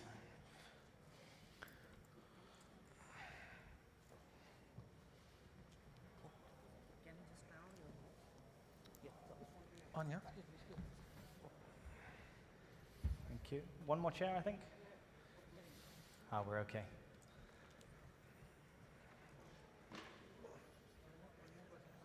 Maybe Ben Piper, yeah. So we'll see we get on. He's cutting it famously fine. So if he does join, I'll squeeze on the end. I'll squeeze on the end here. Okay. Great. Hello, all the panelists. Hello. Hello. Yeah, so I think yeah, we've got a really interesting sort of topic and some discussion points here, which are fairly broad. There's a lot to cover, and we are aware this is the end of the day as well. So hopefully everybody's had enough coffee and been able to get their attention in mind to get involved with this debate and this conversation. The key thing really that we're going to be talking about today is the UN 17 Sustainable Development Goals. Out of curiosity, in the audience there, who is familiar with the UN 17 Sustainable Development Goals? Put your hands up, please, if you know. One. 2.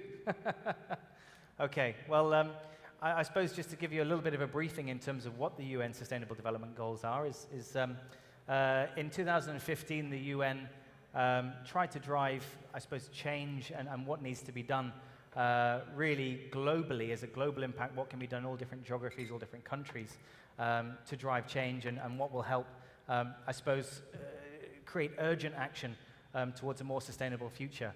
I believe it was Ban Ki-moon who was asked the question at the UN. Ban Ki-moon was asked, what is the plan B? If we can't achieve these goals, if we can't achieve these objectives, what will happen? And he said, there is no planet B, so there is no plan B.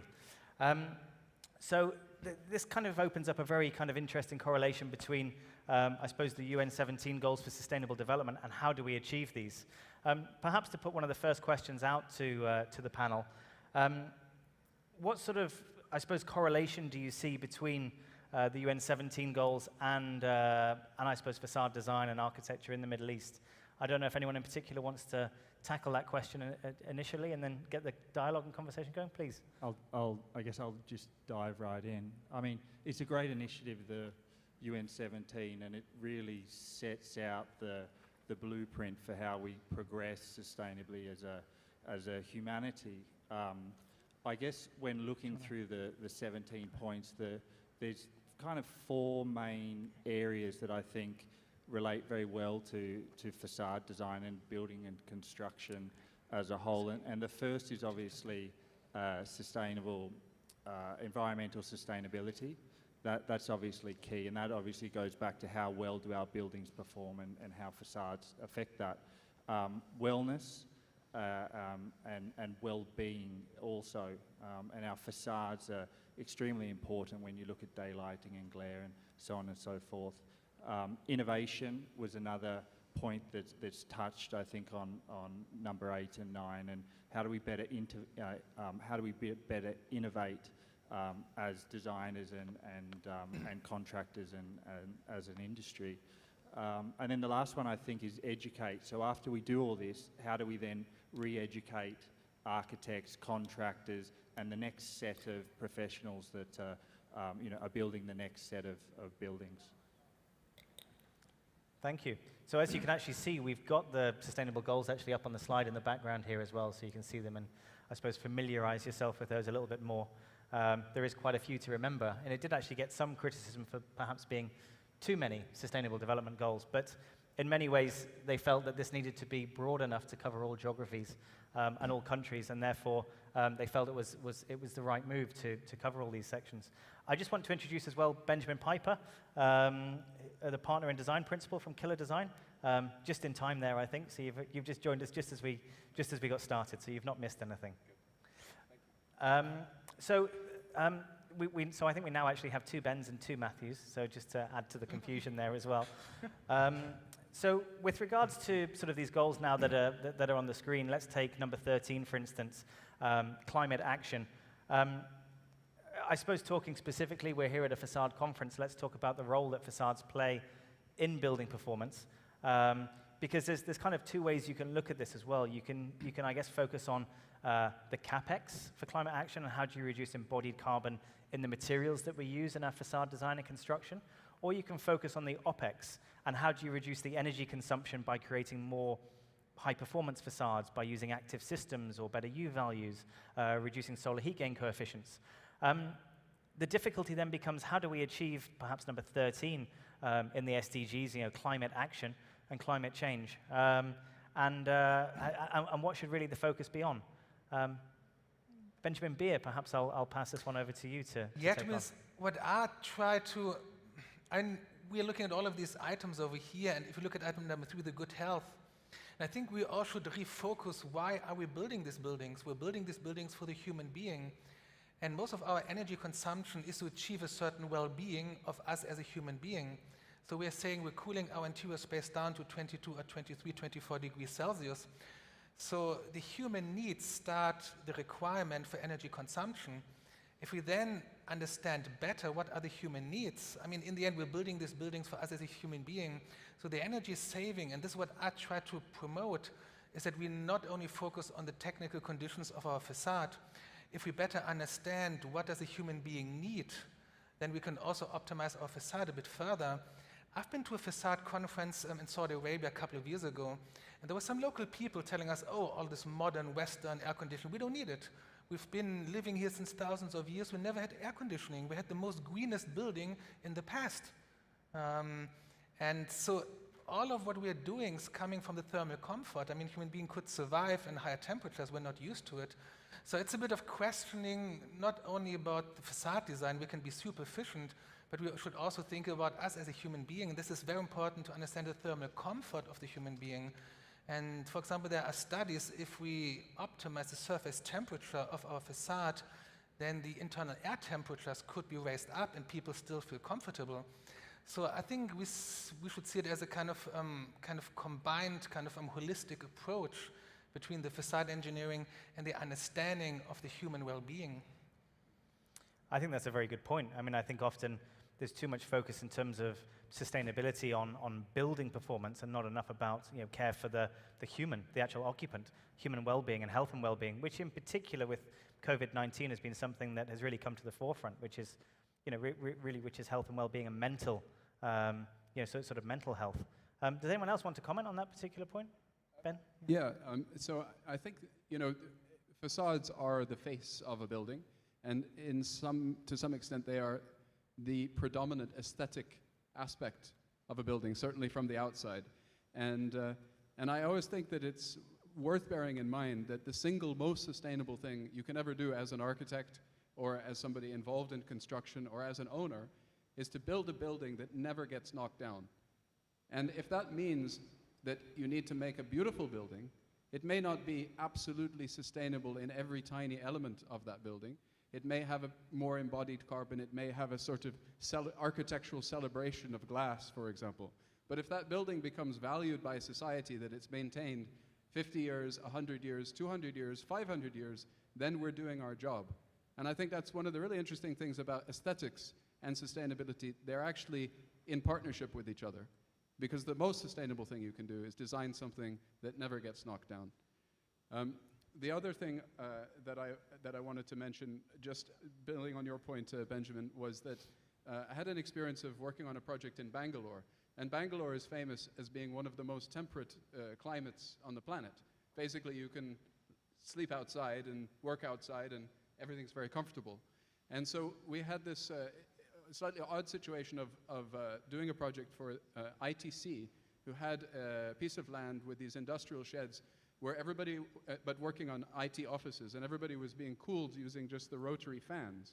And more or less, I think the temperature fluctuated between sort of 24 degrees and 30 degrees. Everybody wore a t-shirt to work, and everybody was basically quite comfortable. In fact, had a very attractive kind of workplace in the sense that they were in and amongst nature, able to walk in and out of their buildings and kind of have that relationship.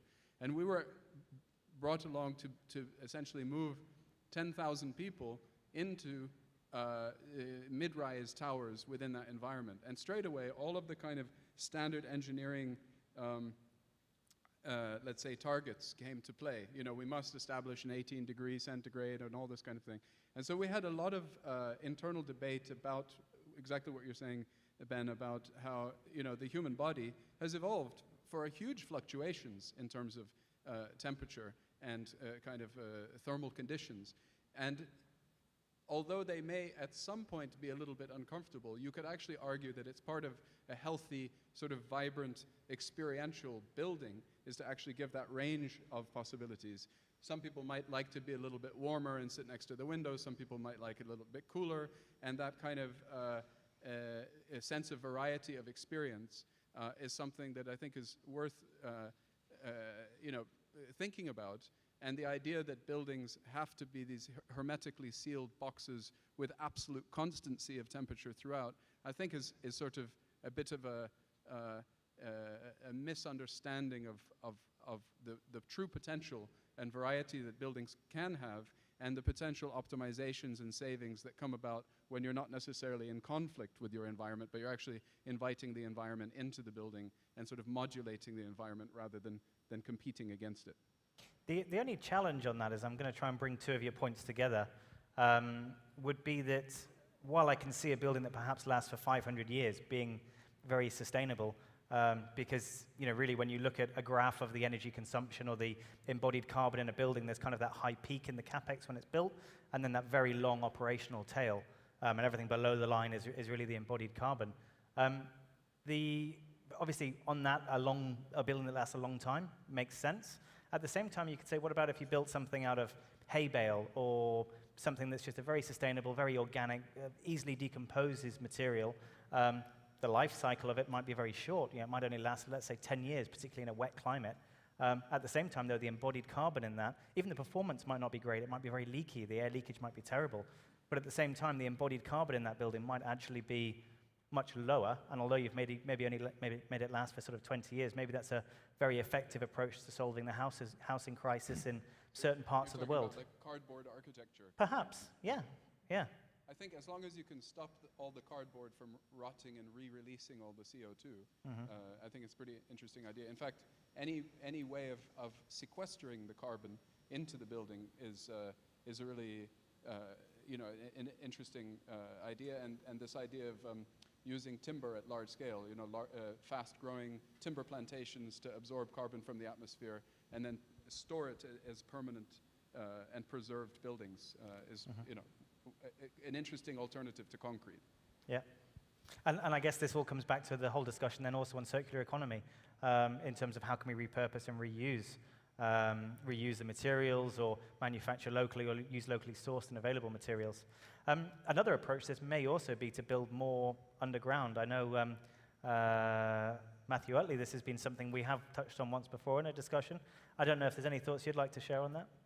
I think there's kind of two things. One is about appropriateness, and then another about the not necessarily circular economy, but the closed-loop systems that we try and develop out of basically our designs and construction. Yes, for example, the Sustainability Pavilion, Terra, it looks at taking a design that is, well, it's a public building. It's a museum, an education, an entertainment space, so it's going to have a high energy demand.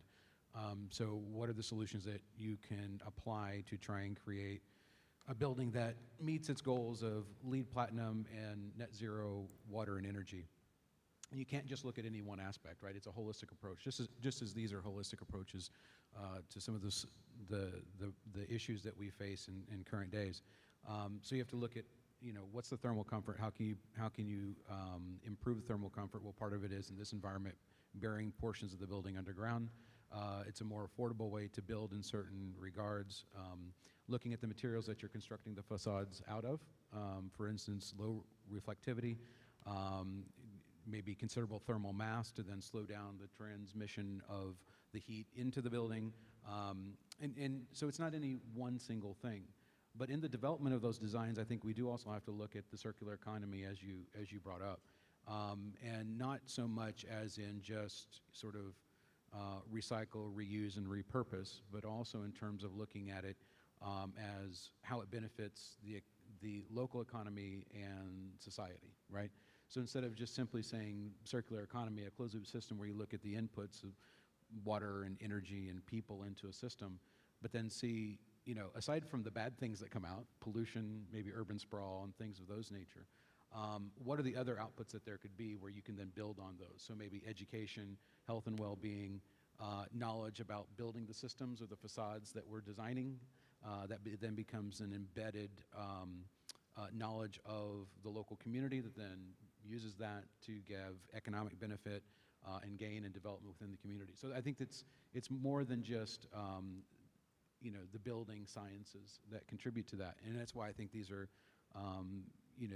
outstanding goals to put forward to basically every country and every industry for the benefit of the global health. Anybody else have anything to add on that? Kurush, we've not heard from you yet. Do you want to challenge any opinions? Do you? I'm not sure if does this mic work? Yeah. You can hear me. I think just a few things mentioned here. One of the, the word sustainability came into sort of our consciousness as practitioners. I would say, I mean, at least mine, maybe around the last, I would say about 20 years.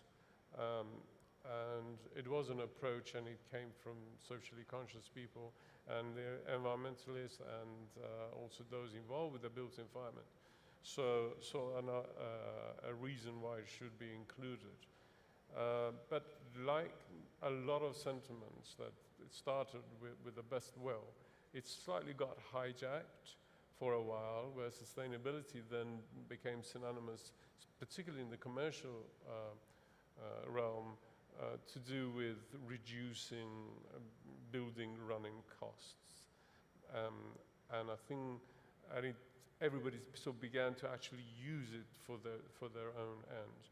And one of the reasons that people at the UN started developing the list, because again, there are many people who were arguing for a holistic approach and a holistic reading of what sustainability actually means, that it's social, it's economical, as well as environmental. So none of these, whilst this is a fairly good and comprehensive list, and as a total it works, none of them actually are enough on their own. So I think the environmental, I mean, dealing with poverty, dealing with equity or gender, etc., all about creating a realm that good governance, I suppose, social and economic governance can take place. I say that because and I appreciate that we are within, you know, a facade forum, but I think we could sort of almost narrow it down to one particular element of facade, which is a singular aspect. But on facade, I mean, the main, I mean, but we are. I mean, the main issue, again, April touched on it, it's the use of glass, and it's the intelligent use of glass and the smart use of glass. I mean, we are within, I mean, I don't know if Agnes is here. I remember 5, 6 years ago, no, maybe about 10 years ago, we did a project together, and she was saying that how glass is a totally inappropriate material for the Middle East, and yet I just drove across Sheikh Zayed Road. Virtually every other building is just completely made out of glass. And these are not some amazing smart glass that can do things, convert energy, none of that. This is just fairly ordinary glass. So what we do, we bring in the light, yes, but we bring a whole lot of solar gain and heat, and then we get our ACs working very, very hard, trying to mitigate the decision that we made earlier. I think there's a lot to be said. I'll give the mic to other people to comment on, but I think that we need to, as those involved in the discourse, to actually sort of look very sort of hard at rather than trying to sort of forever, and I'm for developing technologies, but rather than forever trying to sort of create components that sort of brush over some of our not very bright decisions, but to actually really fundamentally begin to sort of say that should all materials, especially now with the climatic changes, be applied across the world uniformly. I mean, should a building in Canada look like a building in Doha or Dubai? I'd leave that open-ended for now. Yeah, I mean, I think one of the, with all of these points then, perhaps it raises the question is there enough urgency to actually do something about it, to actually drive this change? I mean, it's been said that the impending global crisis and climate crisis will make COVID-19 look like an irrelevant sort of blip, in the ocean compared to, the reality of what we're facing, perhaps in the next 30 to 50 years. And really what this does call for is urgent action. Is there enough being done to actually drive this change, to drive innovation, to drive a new way of thinking, perhaps about pushing, excuse the pun, pushing the envelope in terms of, how we're designing and building? Anyone? Yeah, go ahead, please. I would say no. I mean, Historically, we're very slow to adapt as an industry in terms of construction. I think everyone here on the stage is pushing the boundaries in terms of innovation for facades and sustainable design, but we're one piece of the puzzle. You've obviously got the regulation and kind of governments setting minimum standards. When we start to look at Estidama, we start to look at the Green Building Code here in Dubai, which they set out minimum standards for, this is the performance that we need to see in your buildings in terms of your walls, in terms of your roofs, your glass. And I think that's great in setting the minimum standard. Estidama, you've got the government leading the way that all government-funded buildings in Abu Dhabi have to achieve their 2 Pearl, where the private have to achieve their 1 Pearl. But I think to really drive innovation, you need to not just set the minimum standards, you need to incentivize it.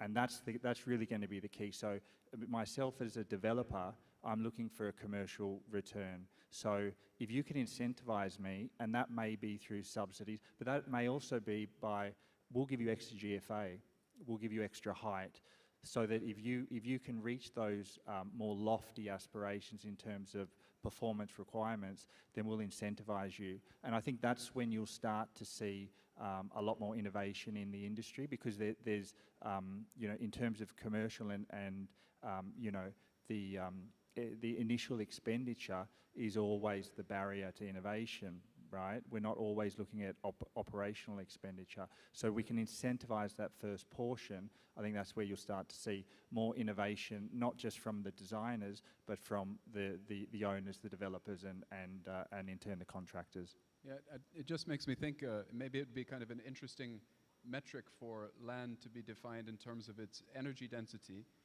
instead of GFA. And so there'll be a massive incentive for developers to say, well, we've got a cap on the energy density, so let's just have that per square meter, double our area, and taking into account sort of traffic flows and such like. Because at the end of the day, the city's desire to control GFA is really just to kind of prevent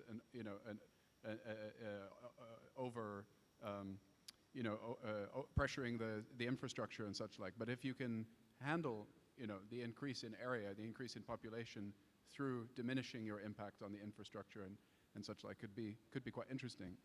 So it's less of a money thing and more of a footprint kind of metric. Yeah, I don't know if there's any precedent for something like that. No, but I think it's actually a good idea. There's a long history of codifying, obviously, building performance, right? And especially in Europe, much stricter regulations. And kind of to your point, I mean, there are urban planning guidelines that the cities follow to make sure that cities work. So why should there not be as equally strong building guidelines to make the buildings live properly, right? And I think we've all dealt with planning conditions and all the different authorities here making sure that their systems work. And it's very difficult to navigate all the requirements.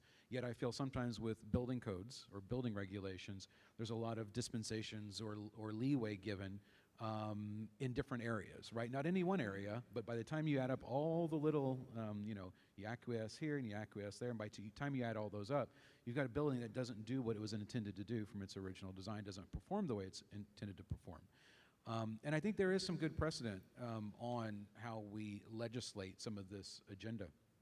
There's some recent data out of the United States regarding their building stock and basically the carbon output of their building stock.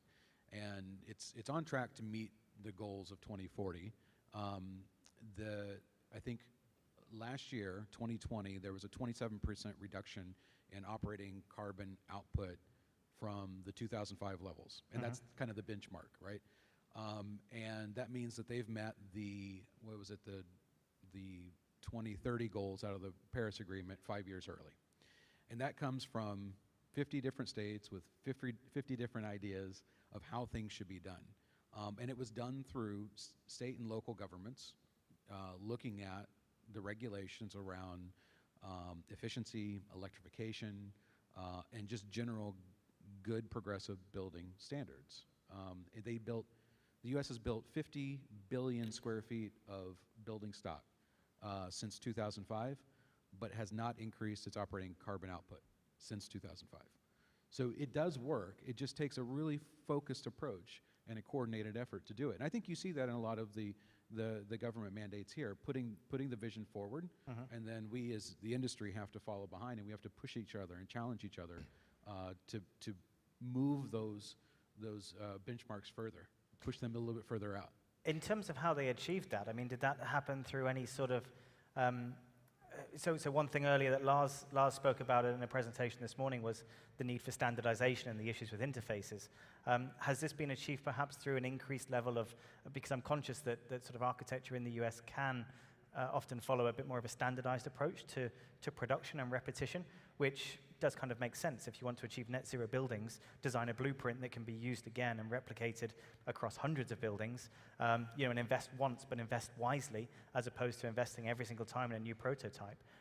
Is that part of the way they've achieved it? Is that maybe the direction we need to take? Matthew?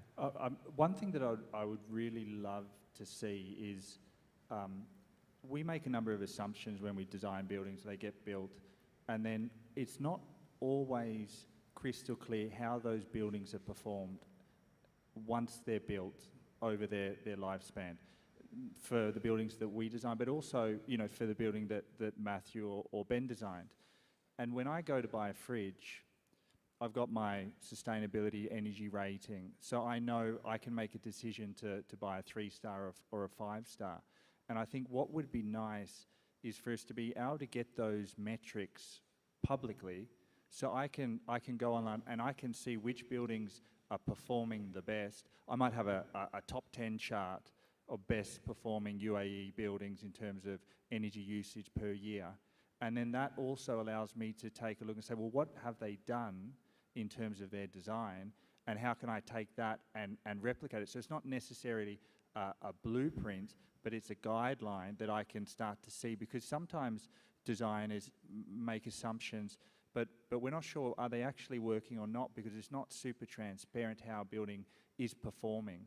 And I think that would be a great thing, because also companies can align their brands with how their buildings perform, right? So if I'm a developer and I know that, you know, the performance of my buildings are now being published, it might make me think twice about how I approach sustainability in terms of design and construction.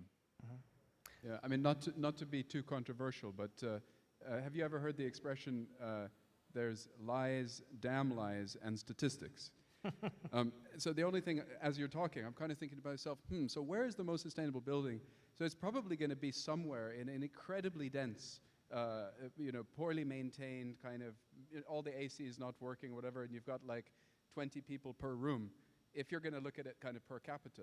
But then on the other hand, if you were to look at it kind of energy density per square meter, well, maybe it's just some huge empty building with a tiny little population that they can't even rent out and nothing's, you know, turned on. So I'm only raising it because I think it's actually pretty hard in any kind of, you know, universally agreed sense to say that's a better building than that building. It's otherwise we wouldn't really be in our profession. You would write the algorithm and it'd spit the answer out. There's always this kind of, you know, push and pull of population, you know, life of building, quality of experience, flexibility.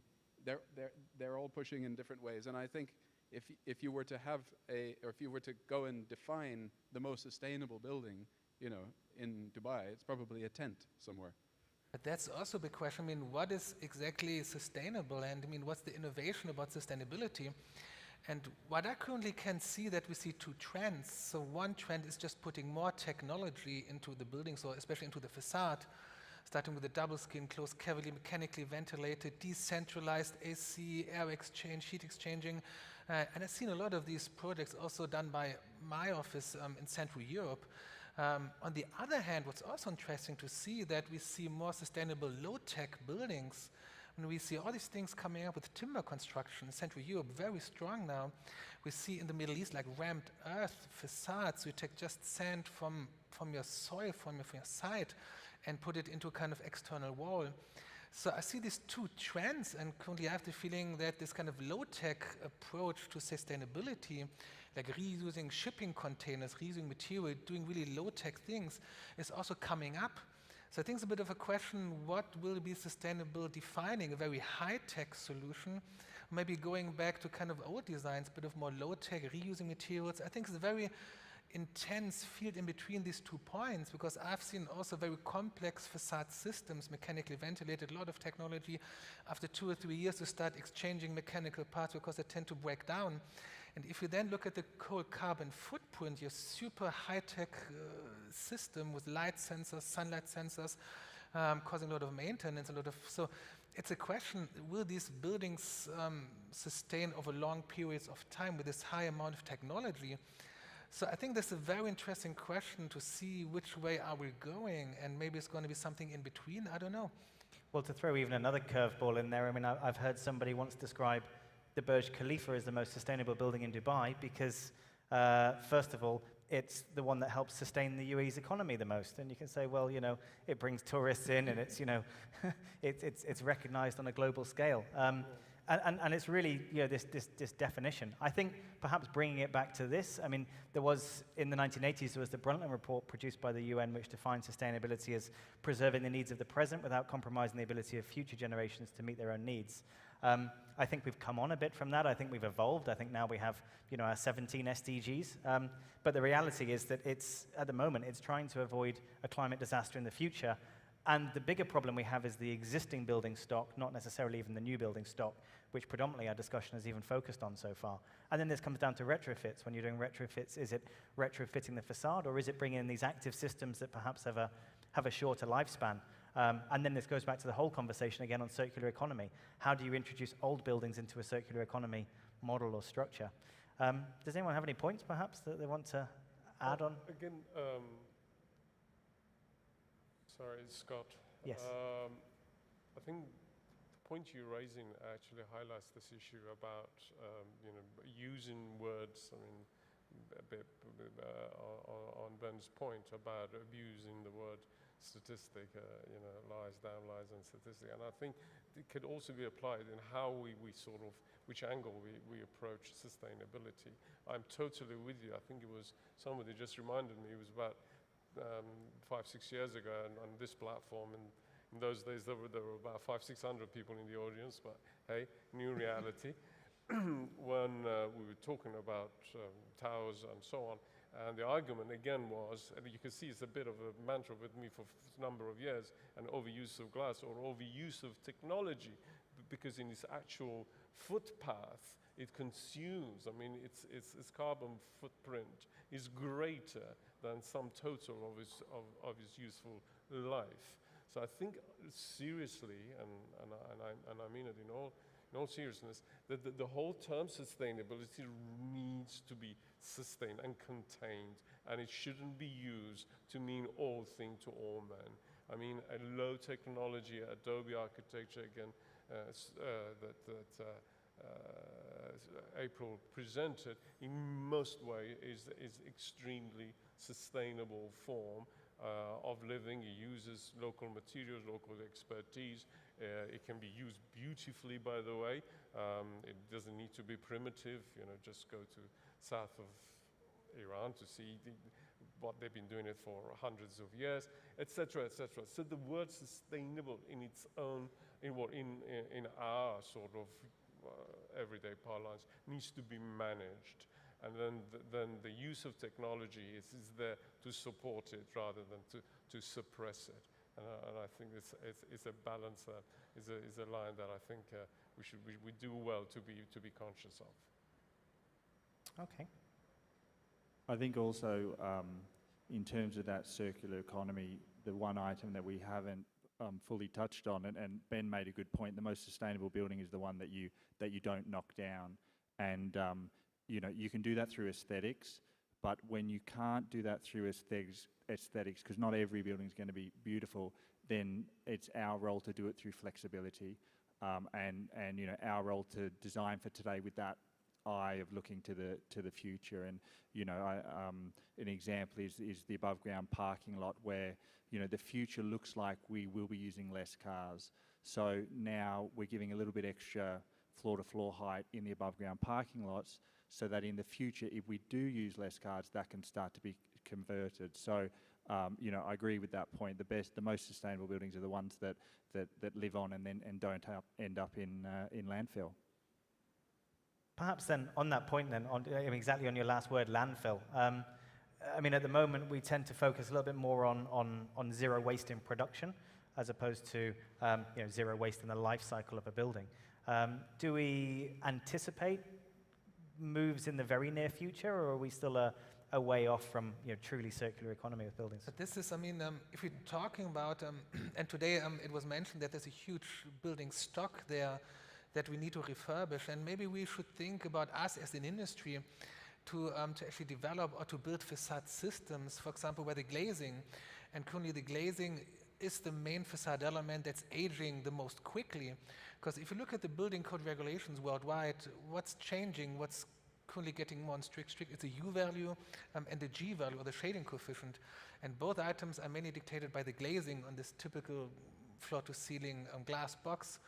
So, and if I see over here that we are silicon bonding the glass panels, which are extremely difficult to remove and get back out, it's also a question, is this sustainable? Do we need to rethink, and especially also among the architects, because the architects are currently pushing for the flush appearance, especially silicon glazed, is a capped glazing system that's easier to replace the glass? Is it more sustainable? Because we can easily later on replace the glass. So I think there are a lot of also detailed questions about sustainability, and where do we start? Do we also start designing for future sustainability replacement options to make it easier? So I think there's a big discussion, not only on the big, also on the details, how we do our facades right now.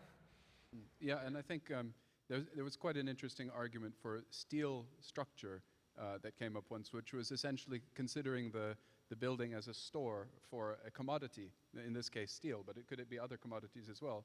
So that the developer who's considering a concrete or steel building, and this is obviously coming from a steel supplier, but they can say, well, look, you build this building in steel, you have it for 50 years, and that material asset remains yours, and you can chop it up, melt it down, sell it on for scrap and such like, which you can't do in such an easy manner with concrete. But you could imagine sort of building systems that might be attractive to a developer, where they had the full flexibility to dismantle that project at some time in the future and then reuse the elements. And I think that's a pretty interesting way of thinking about the sort of flexibility aspect and life cycle. And I suppose, you know, with the increasing costs of material, and then there's obviously the cost of storing, which would sort of probably prevent, you know, your average developer going and buying a whole bunch of material asset. But if you think of a building as an opportunity to store material until such a point where the material price increases, then it helps that argument even more. And I'm sure we're just going to have less and less commodities going forward, and the prices will tend to rise. And in 100 years' time, a steel building, I'm no expert in such things, but it might be worth twice as much as it is today in its pure raw material. I think that's a really nice point. I mean, you can almost foresee a future where people are sort of scrambling around in the long future to try and attain assets that have large volumes of steel in it, literally to scrap them and for the resale value of the steel. It's an interesting point.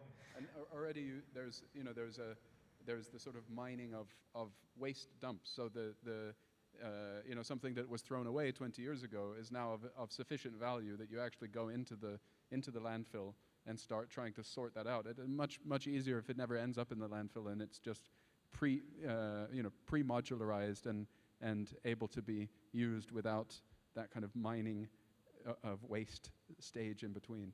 Absolutely. It makes me think of that man that left his hard drive full of Bitcoin in a landfill somewhere, but not quite the same. Okay, I think there's maybe just two final points just to touch on. I think the first one was maybe in relation to Ben Beer. This was something that you'd brought up prior to the discussion, but it was about sort of being more of an indoor species. And a conversation point that's come up today was perhaps the compromise, particularly in the Middle East environment, between what do we do, how do we get enough daylight and sort of maximize sort of indoor quality and well-being for people, as opposed to sort of balancing that with the future need that we're going to have for net zero. Do you have any specific points on that? I mean, we've spoken about that from April's presentation and from earlier presentations as well, where we looked at sort of traditional architecture in Abu Dhabi as well.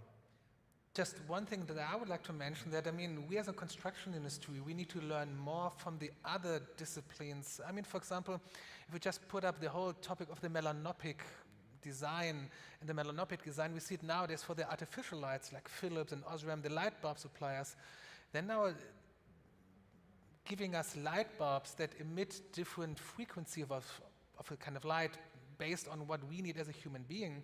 For example, this whole day-night rhythm that we human being need, and the kind of science and the medical research found out that the human being needs a certain blue light wavelength to get this day-night rhythm, so actually completely right, the so-called circadian rhythm. And I think, for example, if we start looking into our facades, are we building for the human being? And I think currently we as a facade industry, we're a bit backwards. If you look at the artificial light industry, they're already there. Their light bulbs emit different lighting throughout the day. In the morning, different light compared to the late afternoon, for example, less blue light. So we as a facade, as a glass industry, we're not there yet. So our glazing is currently relatively dumb. It's relatively stupid, purely optimized for certain figures. But I have the feeling it's currently not optimized for the human well-being. And I'm not talking about only the lux levels, what we currently do, that we're currently checking how much daylight we have, the visible spectrum. In the future, there's going to be many, many more questions. What's the quality of the light? Not only the quantity of the light in terms of lux levels, what is the color of the light temperature? For example, we all know people put in kind of LED light bulbs, and people go to the warm white nowadays because it feels more comfortable. So there's a whole things about research about the human well-being and the psychology of certain light qualities. So I think we as a facade industry, as the designers, the architects, I think we have a lot of steps in front of us to go back to a design we're really focusing on the human being, ideally in harmony with the sustainability design, also getting the CO2 emissions down, ideally. Yeah, it makes me think, earlier there was the point that you raised about the sort of subterranean buildings. I know this is a facade conference, but obviously you don't really need a facade if you're building underground. And it made me think that there's always this interplay, surface to volume ratio issue. And the ultimately most efficient building would have the least possible surface and the maximum possible volume. But you run into a basic kind of planning module or requirement where you need to get daylight into an office at, say, 12 meters depth, or into a residential unit. But imagine a technology, perhaps a screen not so dissimilar to this, super high resolution, where basically if you were sitting 100 meters deep inside a building, you would feel like you were outside and have all of those, the circadian rhythm would be just right and whatever. Imagine the efficiencies and the minimizing of footprint with, a 100-floor building, 200 meter by 200 meter, packed with units, and really densifying, but at the same time not reducing the quality. And it's a sort of given assumption that we have to give, facade to everybody. But maybe there's a way using technology that we can give facade to everybody without actually the cost and the expense of real facade, but something that mimics the circadian and psychological aspects of sitting on a facade. It's very interesting because, we are not building these super big buildings because of the supply of natural daylight. That's why we have our building designs, because we don't want to wait. But if we now simulate, but it's a very tough discussion. In the end, you're right, we could build these buildings, but then we're not optimizing the buildings for us as a human being.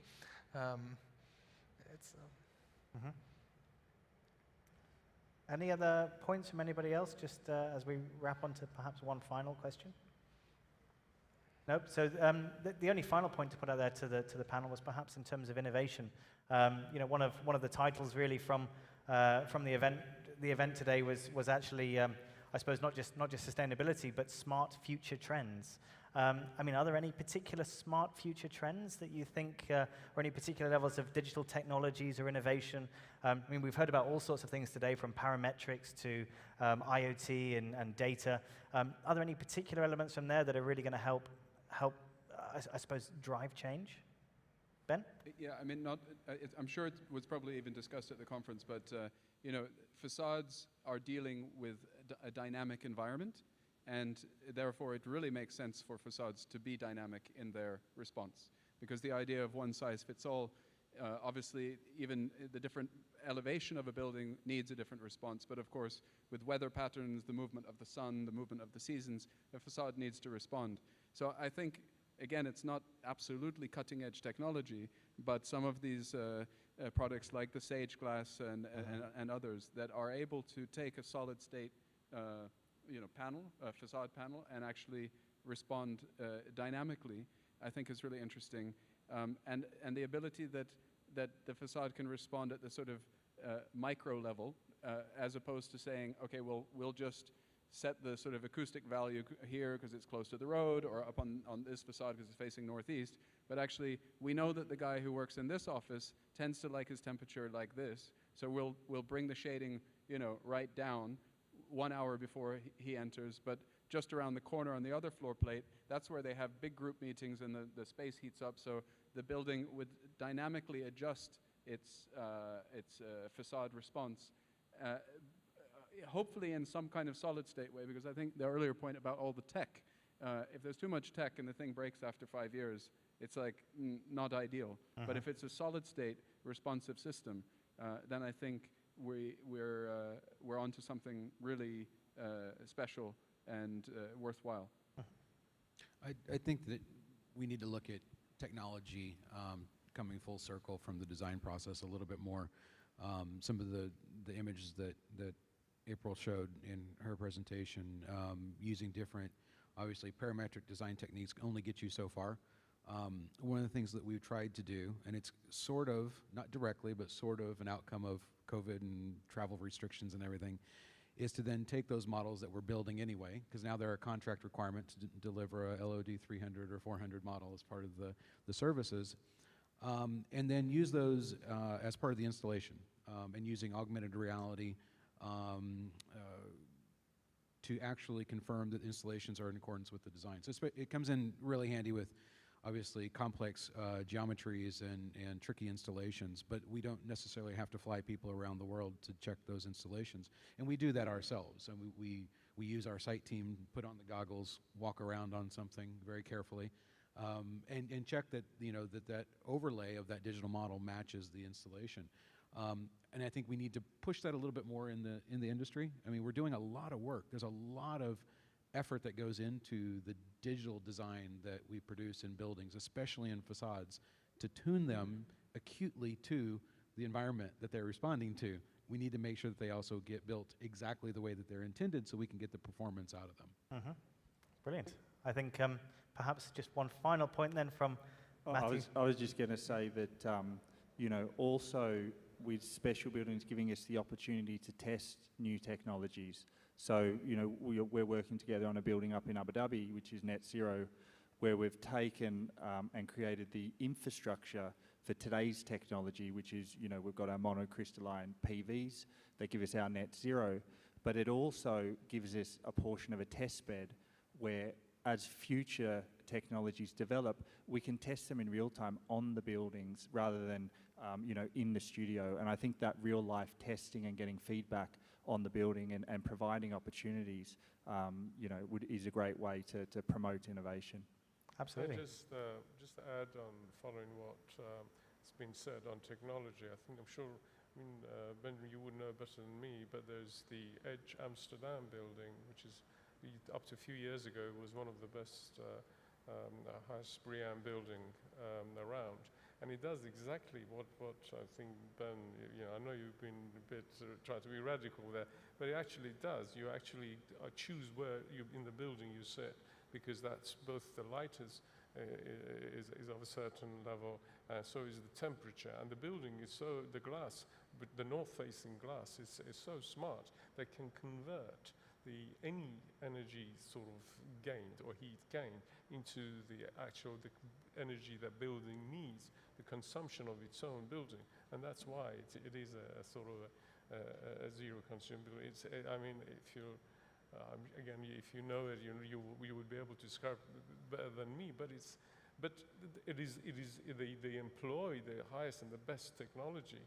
But on what April was saying, and that's something a really important point to make, then is the fact that a lot of the mitigation measures could be taken passively by introducing the right sort of Bacellar or by using the glass, by just adjusting it for a few degrees, you're able to sort of improve the performance of an environment as much, if not better, and it's a lot more sustainable. So I think technology, yes, but intelligent design that passively looks at opportunities, I think we should always absolutely. And I think that's a nice note to finish on. I think looking at the way these technologies allow us to run multiple iterations of digital twins, or how buildings will perform is really going to, I suppose, look to transform the industry over the next couple of years. So I think that's a great note to finish on and finish the day on as well. So I'd just like to say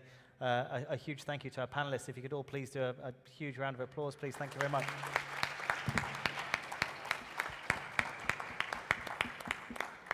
Ahad, please. Switch this on, please. Yeah, hi. So a round of applause for our event host and convener, Scott Coombs, also. I think he did a great job. Thank you, Scott. Just to summarize today's event, there were a lot of unknowns when we were getting into this. We were not sure whether should we organize, should we not, but extremely happy with the kind of turnout we had. So as you all know, this was a hybrid event. We clocked more than 300 people cumulatively over the whole day, physical presence, and we have more than 400 people watching online. So again, was a new experience for us. Was much better than just doing virtual events. So this hybrid concept, I think, worked as an experiment really well for us. I'd like to thank our speakers, our panelists for today who took time out and came over here. A round of appreciation for our two overseas speakers, Lars Anders from Berlin and Frans van Woer from Amsterdam, for flying all the way and coming. Taking the risk during this time to come. So I'd like to thank them personally, and of course our event sponsors for pushing us to go ahead and execute this. As I mentioned earlier, there were several unknowns, but I think we've done our level best to ensure that a safe event is organized, and please do give us feedback. We'll be emailing you the feedback forms. We'd appreciate this so that next year when we return, I think we would be in a much better position without the masks and social distancing in place. So let's hope for the best, and thank you all, ladies and gentlemen, for attending today's event. Thank you. Yeah, and one last thing. We have generally a customary photo opportunity. Unfortunately, we can't do this this year for obvious reasons, but we hope to bring that back also in action next March. So thank you so much. Thank you all. Thanks for attending today's event.